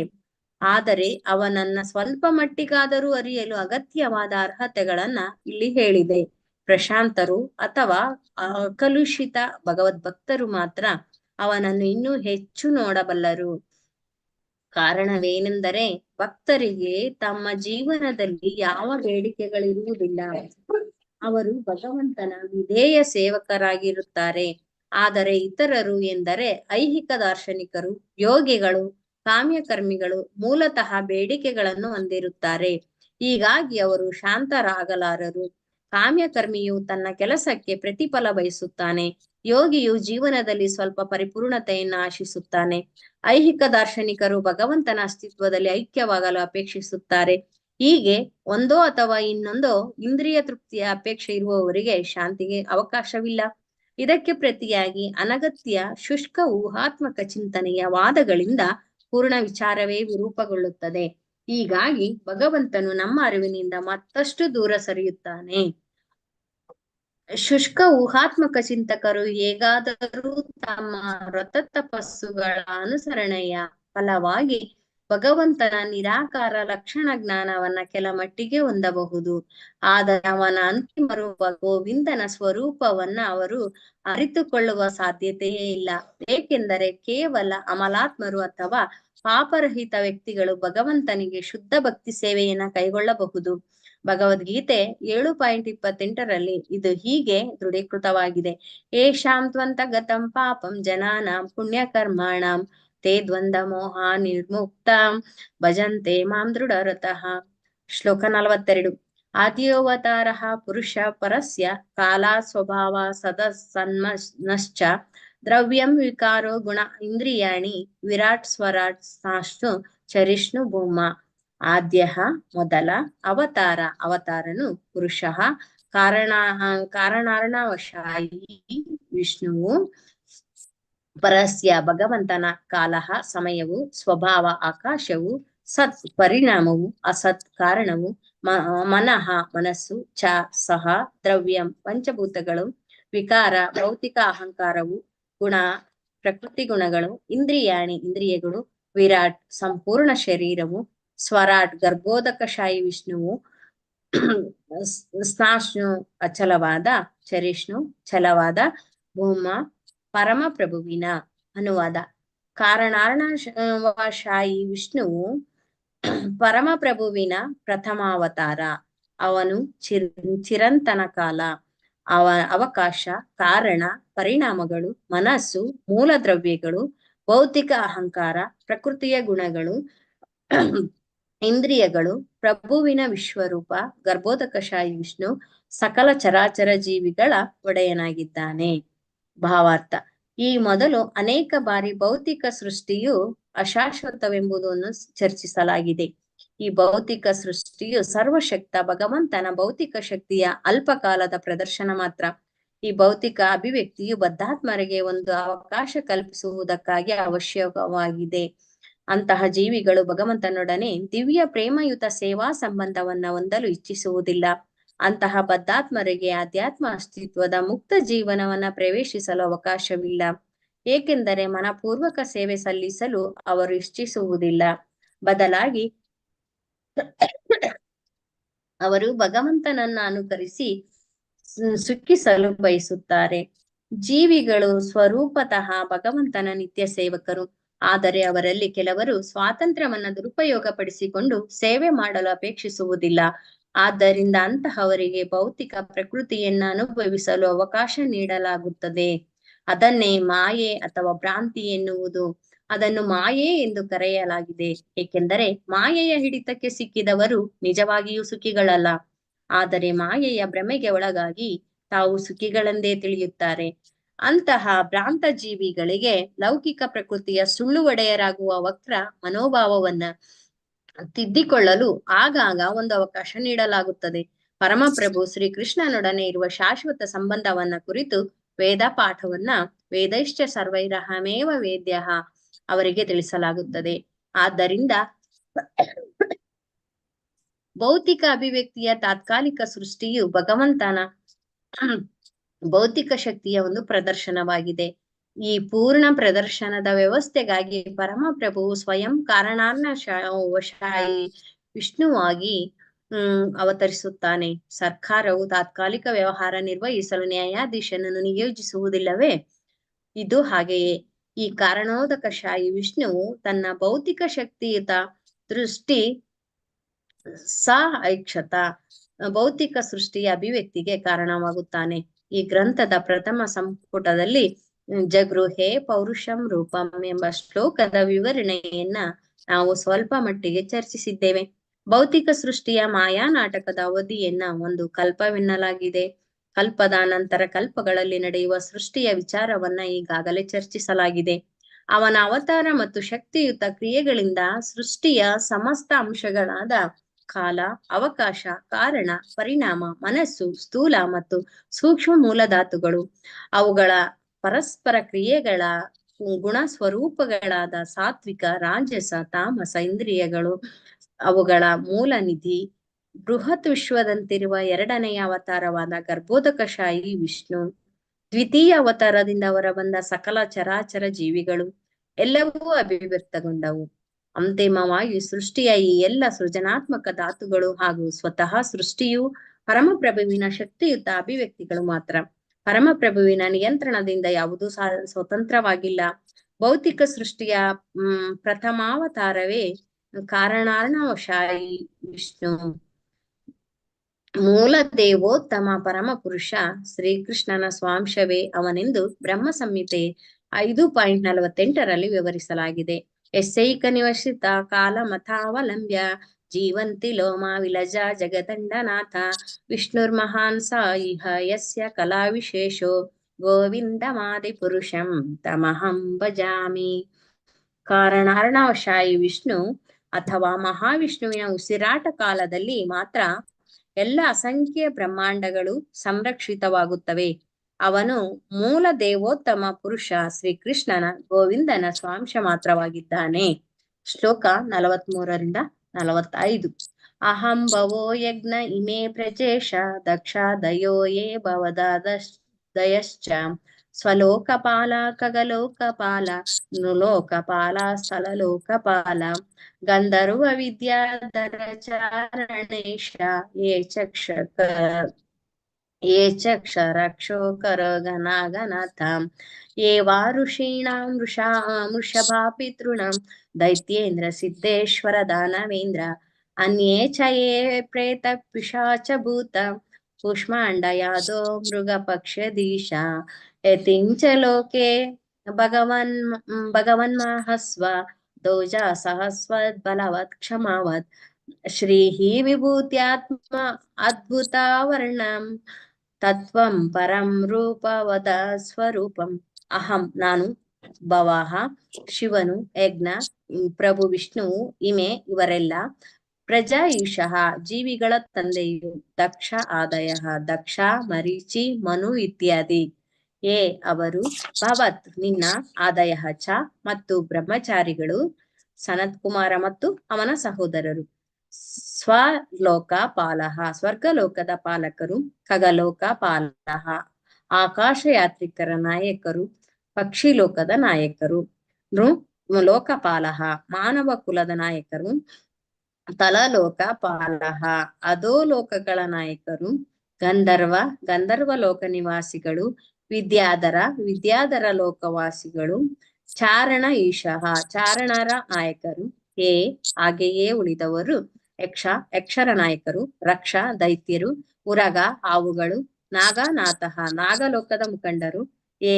ಇತರರು, ವಾ ಕೂಡ, ಋಷೀಣಾಂ ಋಷಿಗಳ, ವೃಷಭ ಮುಖ್ಯನು, ಪಿತೃಗಳ, ದೈತ್ಯ ಇಂದ್ರ ನಾಸ್ತಿಕರ ನಾಯಕರು, ಸಿದ್ಧ ಈಶ್ವರ ಸಿದ್ಧಲೋಕದ ಮುಖಂಡರು, ದಾನವ ಇಂದ್ರ ಅನಾರ್ಯರ ನಾಯಕರು, ಅನ್ಯೇ ಅವರಲ್ಲದೆ, ಚ ಕೂಡ, ಏ ಅವರು, ಪ್ರೇತ ಶವಗಳು, ಪಿಶಾಚ ದುಷ್ಟ ಚೇತನಗಳು, ಭೂತಗಳು, ಕೂಷ್ಮಾಂಡ ವಿಶೇಷ ರೀತಿಯ ದುಷ್ಟ ಚೇತನ, ಯಾದಹ ಮೃಗ ಪಕ್ಷಿ ಅಧೀಶಃ ಜಲಚರಗಳ, ಮೃಗಗಳ ಮತ್ತು ಪಕ್ಷಿಗಳ ಒಡೆಯರು, ಯತ್ ಯಾವುದಾದರೂ, ಕಿಂಚ ಪ್ರತಿಯೊಂದು, ಲೋಕೆ ಪ್ರಪಂಚದಲ್ಲಿ, ಭಗವತ್ ವಿಶೇಷ ಶಕ್ತಿಯುಳ್ಳ, ಮಹಸ್ವತ್ ವಿಶೇಷವಾದ, ಓಜಃ ಸಹಸ್ವತ್ ಮಾನಸಿಕ ಮತ್ತು ಇಂದ್ರಿಯ ಚಾತುರ್ಯವುಳ್ಳ, ಬಲವತ್ ಬಲವುಳ್ಳ, ಕ್ಷಮಾವತ್ ಕ್ಷಮೆಯುಳ್ಳ, ಶ್ರೀ ಸೌಂದರ್ಯ, ಹಿ ಪಾಪ ಕಾರ್ಯಗಳ ಬಗ್ಗೆ ನಾಚಿಕೆ, ವಿಭೂತಿ ಸಂಪತ್ತು, ಆತ್ಮವತ್ ಬುದ್ಧಿಶಕ್ತಿಯುಳ್ಳ, ಅದ್ಭುತ ಆಶ್ಚರ್ಯಕರ, ಅರ್ಣಂ ವರ್ಣವನ್ನು, ತತ್ವಂ ನಿರ್ದಿಷ್ಟ ಸತ್ಯವನ್ನು, ಪರಂ ದಿವ್ಯನಾದ, ರೂಪವತ್ ರೂಪದಂತಿರುವ, ಅಸ್ವರೂಪಂ ಭಗವಂತನ ರೂಪವಲ್ಲದವನನ್ನು. ಅನುವಾದ: ಸ್ವಯಂ ನಾನು, ಬ್ರಹ್ಮ, ಶಿವ, ಶ್ರೀ ವಿಷ್ಣು, ದಕ್ಷ ಮತ್ತು ಪ್ರಜಾಪತಿಯಂತಹ ಜೀವಿಗಳ ಮಹಾಜನಕರು, ನೀವು ನಾರದ ಮತ್ತು ಕುಮಾರರು, ಇಂದ್ರ ಮತ್ತು ಚಂದ್ರರಂತಹ ಸ್ವರ್ಗಲೋಕದ ದೇವತೆಗಳು, ಭೂಲೋಕದ ನಾಯಕರು, ಭೂಲೋಕಗಳ ನಾಯಕರು, ಗಂಧರ್ವ ಲೋಕಗಳ ನಾಯಕರು, ವಿದ್ಯಾಧರ ಲೋಕಗಳ ನಾಯಕರು, ಚಾರಣ ಲೋಕಗಳ ನಾಯಕರು, ರಕ್ಷರು ಮತ್ತು ಉರಗರ ನಾಯಕರು, ಮಹರ್ಷಿಗಳು, ಮಹಾದೈತ್ಯರು, ಮಹಾನಾಸ್ತಿಕರು, ಮಹಾ ಅಂತರಿಕ್ಷ ಯಾತ್ರಿಗಳು, ಹಾಗೆಯೇ ಪ್ರೇತಗಳು, ಪಿಶಾಚಿಗಳು, ಸೈತಾನ, ದೆವ್ವಗಳು, ಕೂಷ್ಮಾಂಡರು, ಭಾರೀ ಜಲಚರಗಳು, ಮಹಾಪಶುಗಳು, ಮಹಾಪಕ್ಷಿಗಳು ಮುಂತಾದವು ಎಂದರೆ ಏನೆಲ್ಲವೂ ಮತ್ತು ಪ್ರತಿಯೊಂದು ವಿಶೇಷ ಬಲಶಾಲಿ, ಭಾಗ್ಯಶಾಲಿ, ಮಾನಸಿಕ ಸೂಕ್ಷ್ಮ ಗ್ರಹಣ ಸಾಮರ್ಥ್ಯ, ತ್ರಾಣ, ಕ್ಷಮೆ, ಸೌಂದರ್ಯ, ವಿನಯ, ಐಶ್ವರ್ಯ, ಸಂತಾನ ವೃದ್ಧಿ, ರೂಪಸಹಿತ ಅಥವಾ ರೂಪರಹಿತ, ಇವು ನಿರ್ದಿಷ್ಟ ಸತ್ಯ ಮತ್ತು ಭಗವಂತನ ರೂಪವಾಗಿ ಕಾಣಬಹುದು. ಆದರೆ ನಿಜವಾಗಿಯೂ ಅವು ಭಗವಂತನ ದಿವ್ಯ ಶಕ್ತಿಯ ಒಂದು ಅಂಶ ಮಾತ್ರವಾಗಿವೆ. ಭಾವಾರ್ಥ: ವಿಶ್ವದ ಮೊದಲ ಜೀವಿಯಾದ ಬ್ರಹ್ಮನಿಂದ ಆರಂಭಿಸಿ ಶಿವ, ವಿಷ್ಣು, ನಾರದ, ಇತರ ಬಲಶಾಲಿ ದೇವತೆಗಳು, ಮಾನವರು, ಅತಿಮಾನವರು, ಸಾಧುಗಳು, ಋಷಿಗಳು ಮತ್ತು ಮೃತದೇಹಗಳು, ಪಿಶಾಚಿಗಳು, ಸೈತಾನರು, ದೆವ್ವಗಳು, ಜಲಚರಗಳು, ಪಕ್ಷಿಗಳು, ಪ್ರಾಣಿಗಳು ಮುಂತಾದ ಮಹಾತ್ರಾಣವುಳ್ಳ ಮತ್ತು ಐಶ್ವರ್ಯವುಳ್ಳ ಕೆಳಮಟ್ಟದ ಸೃಷ್ಟಿಗಳು, ಹೀಗೆ ಮೇಲಿನ ಪಟ್ಟಿಯಲ್ಲಿರುವವು ಪರಮಪ್ರಭುವಿನಂತೆಯೇ ತೋರಬಹುದು. ಆದರೆ ನಿಜವಾಗಿ ಅವರಲ್ಲಿ ಯಾರೂ ಪರಮಪ್ರಭುವಲ್ಲ. ಅವರಲ್ಲಿ ಪ್ರತಿಯೊಬ್ಬನು ಪರಮಪ್ರಭುವಿನ ಮಹಾಶಕ್ತಿಯ ಒಂದಂಶವನ್ನ ಹೊಂದಿದ್ದಾನೆ. ಪೂರ್ವಜರು ಭಾರೀ ಸಿಡಿಲು, ಅದ್ಭುತ ಆಲದ ಮರದ ಕಾಡಿನಲ್ಲಿರುವ ಅತಿ ಎತ್ತರದ ಪರ್ವತವನ್ನ ಕಂಡು ಹೆದರುತ್ತಿದ್ದರು. ಹಾಗೆಯೇ ಮಂದಬುದ್ಧಿಯು ಅವನು ಭೌತಿಕ ಘಟನೆಗಳ ಆಶ್ಚರ್ಯಕರ ಕ್ರಿಯೆಗಳನ್ನು ಕಂಡು ಅಚ್ಚರಿಗೊಳ್ಳುತ್ತಾನೆ. ಅಂತಹ ಪ್ರಗತಿ ಪಡೆಯದ ಮಾನವ ಜೀವಿಗಳಿಗೆ ಭಗವಂತನ ಶಕ್ತಿಯ ಅಲ್ಪ ಪ್ರದರ್ಶನವೇ ಆಕರ್ಷಕವೆನಿಸುತ್ತದೆ. ಸ್ವಲ್ಪ ಮುಂದುವರಿದ ವ್ಯಕ್ತಿಯು ದೇವದೇವಿಯರ ಬಲಗಳಿಂದ ಆಕರ್ಷಿತನಾಗುತ್ತಾನೆ. ಆದ್ದರಿಂದ ಭಗವಂತನ ಸೃಷ್ಟಿಯಲ್ಲಿ ಭಗವಂತನ ಬಗೆಗೆ ನೈಜ ವಿಚಾರವನ್ನ ತಿಳಿಯದೆ ಭಗವಂತನ ಸೃಷ್ಟಿಯ ಯಾವುದಾದರೊಂದು ಬಲಕ್ಕೆ ಕೇವಲ ಆಶ್ಚರ್ಯ ಪಡುವವರನ್ನ ಶಕ್ತರು ಎನ್ನುತ್ತಾರೆ. ಅವರು ಮಹಾಶಕ್ತಿಯ ಆರಾಧಕರು. ಆಧುನಿಕ ವಿಜ್ಞಾನಿಯೂ ಶಕ್ತನೇ.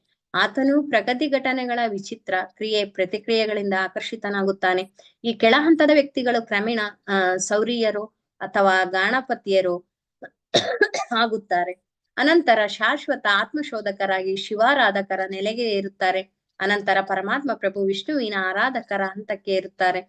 ಆದರೆ ಅವನೇ ಶ್ರೀಕೃಷ್ಣ, ಗೋವಿಂದ, ಮೂಲ ಪ್ರಭು ವಿಷ್ಣು ಎಂಬ ವಿಚಾರ ಅವರಿಗೆ ತಿಳಿದಿರುವುದಿಲ್ಲ.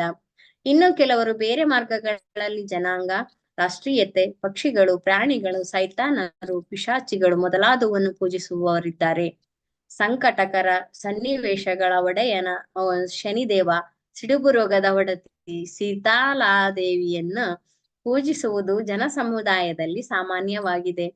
ಜನಸಮುದಾಯವನ್ನ ಅಥವಾ ಬಡ ಜನವರ್ಗವನ್ನ ಪೂಜಿಸುವ ಮೂರ್ಖ ಜನರು ಇದ್ದಾರೆ. ವಿವಿಧ ವ್ಯಕ್ತಿಗಳು, ಸಮಾಜಗಳು ಮತ್ತು ಸಮುದಾಯಗಳು ಇತ್ಯಾದಿ ಭಗವಂತನ ಕೆಲವು ನಿಗೂಢ ಅಭಿವ್ಯಕ್ತಿಗಳನ್ನ ಭಗವಂತನೆಂದು ತಪ್ಪಾಗಿ ಒಪ್ಪಿಕೊಂಡು ಆ ಬಲಿಷ್ಠ ವಸ್ತುಗಳನ್ನ ಪೂಜಿಸುತ್ತಾರೆ. ಅವು ಯಾವುದೂ ಪರಮಪ್ರಭುವಲ್ಲವೆಂದು ಬ್ರಹ್ಮನು ಈ ಶ್ಲೋಕದಲ್ಲಿ ಉಪದೇಶಿಸುತ್ತಾನೆ. ಅವು ಸರ್ವಶಕ್ತ ಪ್ರಭು ಶ್ರೀಕೃಷ್ಣನಿಂದ ಎರವಲು ಪಡೆದ ಪುಕ್ಕಗಳು ಮಾತ್ರ. ಭಗವದ್ಗೀತೆಯಲ್ಲಿ ತನ್ನನ್ನು ಮಾತ್ರ ಪೂಜಿಸಬೇಕೆಂದು ಭಗವಂತನು ಉಪದೇಶಿಸುತ್ತಾನೆ. ಹಾಗೆಂದಾಗ ಆ ಕೃಷ್ಣನ ಪೂಜೆಯು ಮೇಲೆ ಹೇಳಿದುದರೆಲ್ಲರ ಪೂಜೆ ಎಂದೇ ಸೂಚಿತವಾಗುತ್ತದೆ. ಏಕೆಂದರೆ ಶ್ರೀಕೃಷ್ಣನು ಎಲ್ಲರನ್ನೂ ಒಳಗೊಂಡಿದ್ದಾನೆ. ವೇದ ಸಾಹಿತ್ಯದಲ್ಲಿ ಭಗವಂತನನ್ನ ನಿರಾಕಾರನೆಂದು ವರ್ಣಿಸಲಾಗಿದೆ. ಹೀಗಾಗಿ ವಿಶ್ವದ ಜ್ಞಾನಾನುಭವದಲ್ಲಿರುವ ಮೇಲೆ ಹೇಳಿದ ಎಲ್ಲ ರೂಪಗಳು ಭಗವಂತನ ದಿವ್ಯ ನಿಗೂಢಗಳ ವಿವಿಧ ಪ್ರದರ್ಶನಗಳು ಮಾತ್ರ. ಅವುಗಳಲ್ಲಿ ಯಾವುದು ಒಂದು ಭಗವಂತನ ದಿವ್ಯ ರೂಪವನ್ನ ನೈಜವಾಗಿ ಪ್ರತಿನಿಧಿಸುವುದಿಲ್ಲ ಎಂದು ತಿಳಿಯಬೇಕು. ಆದರೆ ಭಗವಂತನು ನಿಜವಾಗಿ ಭೂಮಿಯಲ್ಲಿ ಅಥವಾ ವಿಶ್ವದಲ್ಲಿ ಎಲ್ಲೋ ಒಂದೆಡೆ ಅವತರಿಸಿದಾಗ ಮಂದಮತಿಗಳು ಅವನನ್ನು ತಮ್ಮಲ್ಲಿ ಒಬ್ಬನೆಂದು ತಪ್ಪಾಗಿ ತಿಳಿಯುತ್ತಾರೆ. ಹೀಗೆ ಅವರು ದಿವ್ಯತ್ವವು ರೂಪರಹಿತ ಅಥವಾ ನಿರಾಕಾರವೆಂದು ಊಹಿಸುತ್ತಾರೆ. ಸತ್ಯವಾಗಿಯೂ ಭಗವಂತನು ಆಕಾರರಹಿತನಲ್ಲ. ಅವನು ಬ್ರಹ್ಮಾಂಡದ ರೂಪಗಳಲ್ಲಿ ಅನುಭವಕ್ಕೆ ಬರುವ ನಾನಾ ಪ್ರಕಾರದ ಆಕಾರದವನೂ ಅಲ್ಲ. ಬ್ರಹ್ಮನ ಉಪದೇಶಗಳನ್ನು ಅನುಸರಿಸಿ ಭಗವಂತನ ವಿಚಾರದಲ್ಲಿ ಸತ್ಯವನ್ನ ತಿಳಿಯಲು ಪ್ರಯತ್ನಿಸಬೇಕು. ಶ್ಲೋಕ 46. ಪ್ರಾಧಾನ್ಯತೋ ಯಾನ್ ಋಷಾ ಆಮನಂತಿ ಲೀಲಾವತಾರಾನ್ ಪುರುಷಸ್ಯ ಭೂಮಾ ಅಪಿ ಯತಾಂ ಕರ್ಣಕಷಾಯ ಶೋಷಾಂ ಅನುಕ್ರಮಿಷ್ಯೇತ ಇಮಾನ್ ಸುಪೇಶಾನ್.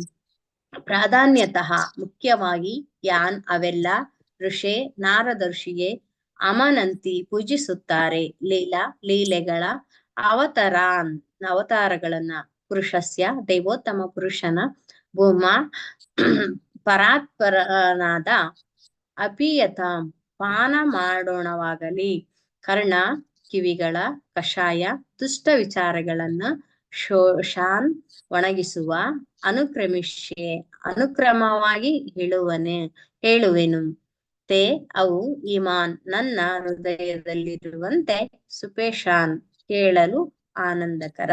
ಅನುವಾದ. ಹೇ ನಾರದ, ನಾನೀಗ ಒಂದರ ಅನಂತರ ಮತ್ತೊಂದರಂತೆ ಲೀಲಾವತಾರಗಳೆಂದು ಪ್ರಸಿದ್ಧವಾದ ಭಗವಂತನ ದಿವ್ಯ ಅವತಾರಗಳನ್ನ ಹೇಳುತ್ತೇನೆ. ಅವನ ಲೀಲೆಗಳನ್ನ ಕೇಳುವುದು ಕಿವಿಯಲ್ಲಿ ಸಂಗ್ರಹವಾಗಿರುವ ಕೆಟ್ಟ ವಿಚಾರಗಳಿಗೆ ಪ್ರತಿರೋಧವಾಗುತ್ತದೆ. ಈ ಲೀಲೆಗಳು ಶ್ರವಣಾನಂದಕರ ಮತ್ತು ಆಸ್ವಾದನೀಯ, ಆದ್ದರಿಂದ ಅವು ನನ್ನ ಹೃದಯದಲ್ಲಿಯೇ ಇವೆ. ಭಾವಾರ್ಥ.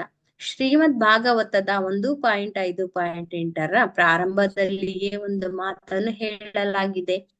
ಭಗವಂತನ ದಿವ್ಯ ಲೀಲೆಗಳನ್ನ ಕೇಳಲು ಅವಕಾಶ ನೀಡುವವರಿಗೆ ಶ್ರವಣದಿಂದ ಪೂರ್ಣ ತೃಪ್ತಿ ದೊರೆಯುವುದಿಲ್ಲ. ಆದ್ದರಿಂದ ಬ್ರಹ್ಮನು ಭಗವಂತನ ದಿವ್ಯ ಲೀಲೆಗಳ ನಿರೂಪಣೆಯ ಮಹತ್ವವನ್ನು ಈ ಶ್ಲೋಕದಲ್ಲಿ ಒತ್ತಿ ಹೇಳಲು ಪ್ರಯತ್ನಿಸುತ್ತಾನೆ. ಭಗವಂತನು ಈ ಭೌತಿಕ ಲೋಕಗಳ ಮೇಲೆ ಸ್ವಯಂ ಬಂದು ತಾನೇ ಅಭಿವ್ಯಕ್ತಿಗೊಳ್ಳುತ್ತಾನೆ. ಪ್ರತಿಯೊಬ್ಬ ಜೀವಿಯು ಸಂತೋಷಕರ ಸಮಾಚಾರವನ್ನ ಕೇಳುವ ಪ್ರವೃತ್ತಿ ಹೊಂದಿದ್ದಾನೆ. ಹೀಗಾಗಿ ಬಹುಪಾಲು ನಮ್ಮಲ್ಲಿ ಎಲ್ಲರೂ ಆಕಾಶವಾಣಿ ಕೇಂದ್ರಗಳಿಂದ ಬಿತ್ತರಗೊಳ್ಳುವ ಸಮಾಚಾರ ಮತ್ತು ಭಾಷಣಗಳನ್ನ ಆಲಿಸುತ್ತೇವೆ. ಆದರೆ ತೊಂದರೆ ಎಂದರೆ ಆ ಸಮಾಚಾರಗಳನ್ನು ಆಲಿಸಿದ ಯಾರೂ ಹೃತ್ಪೂರ್ವಕ ತೃಪ್ತಿಯನ್ನು ಹೊಂದುವುದಿಲ್ಲ. ಆ ತೃಪ್ತಿಗೆ ಕಾರಣ ಆ ಸಮಾಚಾರವು ಜೀವಾತ್ಮನ ಅಂತರಾಳಕ್ಕೆ ಸರಿ ಹೊಂದದಿರುವುದು. ಜನಸಾಮಾನ್ಯರಿಗೆ ಅತ್ಯಧಿಕ ತೃಪ್ತಿ ನೀಡುವ ಸಲುವಾಗಿ ಶ್ರೀ ವೇದವ್ಯಾಸರಿಂದ ಈ ದಿವ್ಯ ಸಾಹಿತ್ಯವು ವಿಶೇಷವಾಗಿ ರಚಿತವಾಗಿದೆ. ಶ್ರೀ ನಾರದ ಮುನಿಯು ವೇದವ್ಯಾಸರಿಗೆ ಉಪದೇಶಿಸಿದಂತೆ ಭಗವಂತನ ಲೀಲೆಗಳ ನಿರೂಪಣೆ ಇದರಲ್ಲಿದೆ. ಭಗವಂತನ ಅಂತಹ ಚಟುವಟಿಕೆಗಳಲ್ಲಿ ಮುಖ್ಯವಾಗಿ 2 ವಿಧ. ಒಂದು ಭೌತಿಕ ಸೃಜನ ಶಕ್ತಿಯ ಲೌಕಿಕ ಅಭಿವೃದ್ಧಿಗೆ ಸಂಬಂಧಿಸಿದೆ. ಇನ್ನೊಂದು ದೇಶ ಕಾಲಗಳಿಗೆ ಅನುಗುಣವಾಗಿ ತಾಳಿದ ಅವನ ವಿವಿಧ ಅವತಾರಗಳ ಲೀಲೆಗಳೊಡನೆ ವ್ಯವಹರಿಸುತ್ತದೆ. ಸತತವಾಗಿ ಹರಿಯುವ ನದಿಯ ಒಳಹೊರಗಿನ ಅಲೆಗಳಂತೆ ಭಗವಂತನ ಅಸಂಖ್ಯ ಅವತಾರಗಳಿವೆ. ಮಂದ ಬುದ್ಧಿಯ ವ್ಯಕ್ತಿಗಳು ಲೌಕಿಕ ಪ್ರಪಂಚದಲ್ಲಿನ ಭಗವಂತನ ಸೃಜನ ಶಕ್ತಿಗಳತ್ತ ಹೆಚ್ಚು ಆಸಕ್ತಿ ತೋರುತ್ತಾರೆ. ಭಗವಂತನೊಂದಿಗೆ ಸಂಬಂಧವನ್ನ ಕಳೆದುಕೊಳ್ಳುತ್ತಾರೆ. ವೈಜ್ಞಾನಿಕ ಸಂಶೋಧನೆಯ ಹೆಸರಿನಲ್ಲಿ ಸೃಷ್ಟಿಯ ವಿಚಾರದಲ್ಲಿ ಹಲವು ವಾದಗಳನ್ನು ಮುಂದಿಡುತ್ತಾರೆ. ಆದರೆ ಸೃಜನ ಶಕ್ತಿಗಳು ಭಗವಂತನ ಭೌತಿಕ ಶಕ್ತಿಯ ಕ್ರಿಯೆ ಪ್ರತಿಕ್ರಿಯೆಗಳ ಜೊತೆಗೂಡಿ ಕೆಲಸ ಮಾಡುತ್ತವೆ ಎಂಬುದನ್ನ ಭಗವದ್ಭಕ್ತರು ಚೆನ್ನಾಗಿ ತಿಳಿದಿದ್ದಾರೆ. ಆದ್ದರಿಂದ ಅವರು ಭಗವಂತನು ಭೌತಿಕ ಪ್ರಪಂಚದ ಮೇಲೆ ಸ್ವತಃ ಅವತರಿಸಿದಾಗಿನ ಭಗವಂತನ ದಿವ್ಯ ಲೀಲೆಗಳ ವಿಚಾರದಲ್ಲಿ ಹೆಚ್ಚು ಆಸಕ್ತಿ ವಹಿಸುತ್ತಾರೆ. ಶ್ರೀಮದ್ ಭಾಗವತವು ಭಗವಂತನ ಅಂತಹ ಲೀಲೆಗಳ ಚರಿತ್ರೆಯಾಗಿದೆ. ಶ್ರೀಮದ್ ಭಾಗವತವನ್ನ ಕೇಳಲು ಆಸಕ್ತರಾದವರು ತಮ್ಮ ಹೃದಯದಲ್ಲಿ ಸಂಗ್ರಹವಾದ ಲೌಕಿಕ ಕೊಳೆಯನ್ನ ಕಳೆದುಕೊಳ್ಳುತ್ತಾರೆ. ಪೇಟೆಯಲ್ಲಿ ಬೇಕಾದಷ್ಟು ಅವೈಚಾರಿಕ ಸಾಹಿತ್ಯವಿದೆ. ಶ್ರೀಮದ್ ಭಾಗವತದಲ್ಲಿ ಆಸಕ್ತಿ ತೋರಿದವನು ಅಂತಹ ವಲಸು ಸಾಹಿತ್ಯದಲ್ಲಿ ಅಭಿರುಚಿಯನ್ನ ಕಳೆದುಕೊಳ್ಳುತ್ತಾನೆ. ಹೀಗೆ ಬ್ರಹ್ಮನು ಭಗವಂತನ ಮುಖ್ಯ ಅವತಾರಗಳನ್ನ ನಿರೂಪಿಸಲು ಪ್ರಯತ್ನಿಸುತ್ತಾನೆ. ಅದನ್ನ ನಾರದರು ದಿವ್ಯಾಮೃತವಾಗಿ ಪಾನ ಮಾಡಬಹುದು. ಇಲ್ಲಿಗೆ ಶ್ರೀಮದ್ ಭಾಗವತದ 2ನೇ ಸ್ಕಂದದ ಪುರುಷ ಸೂಕ್ತದ ದೃಢೀಕರಣ ಎಂಬ 6ನೇ ಅಧ್ಯಾಯದ ಭಕ್ತಿ ವೇದಾಂತ ಭಾವಾರ್ಥವು ಮುಗಿಯಿತು. ವಾಂಚಾ ಕಲ್ಪತರುಭ್ಯಶ್ಚ ಕೃಪಾ ಸಿಂಧಿ ಭ್ಯಶ್ಚ ಪತಿತಾನಾಂ ಪಾವನೇಭ್ಯೋ ವೈಷ್ಣವೇಭ್ಯೋ ನಮೋ ನಮಃ. Thank you Mataji, Prabhuji, thank you so much. Hare Krishna. ಧನ್ಯವಾದಗಳು ಮಾತಾಜಿ. ಹರೇ ಕೃಷ್ಣ. ಧನ್ಯವಾದಗಳು ಮಾತಾಜಿ. ಹರೇ ಕೃಷ್ಣ.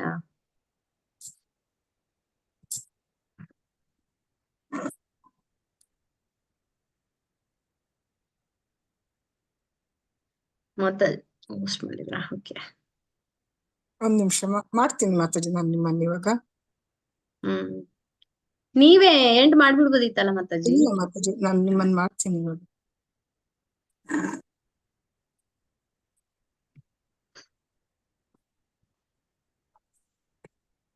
ಮಾಡಿದ್ದೆ. Hare Krishna Thank you. ಮಾತಾಜಿ, ಧನ್ಯವಾದಗಳು ಮಾತಾಜಿ. ಹರೇ ಕೃಷ್ಣ ಮಾತಾಜಿ, ಧನ್ಯವಾದಗಳು ಎಲ್ರಿಗೂ. ಇಷ್ಟೊತ್ತು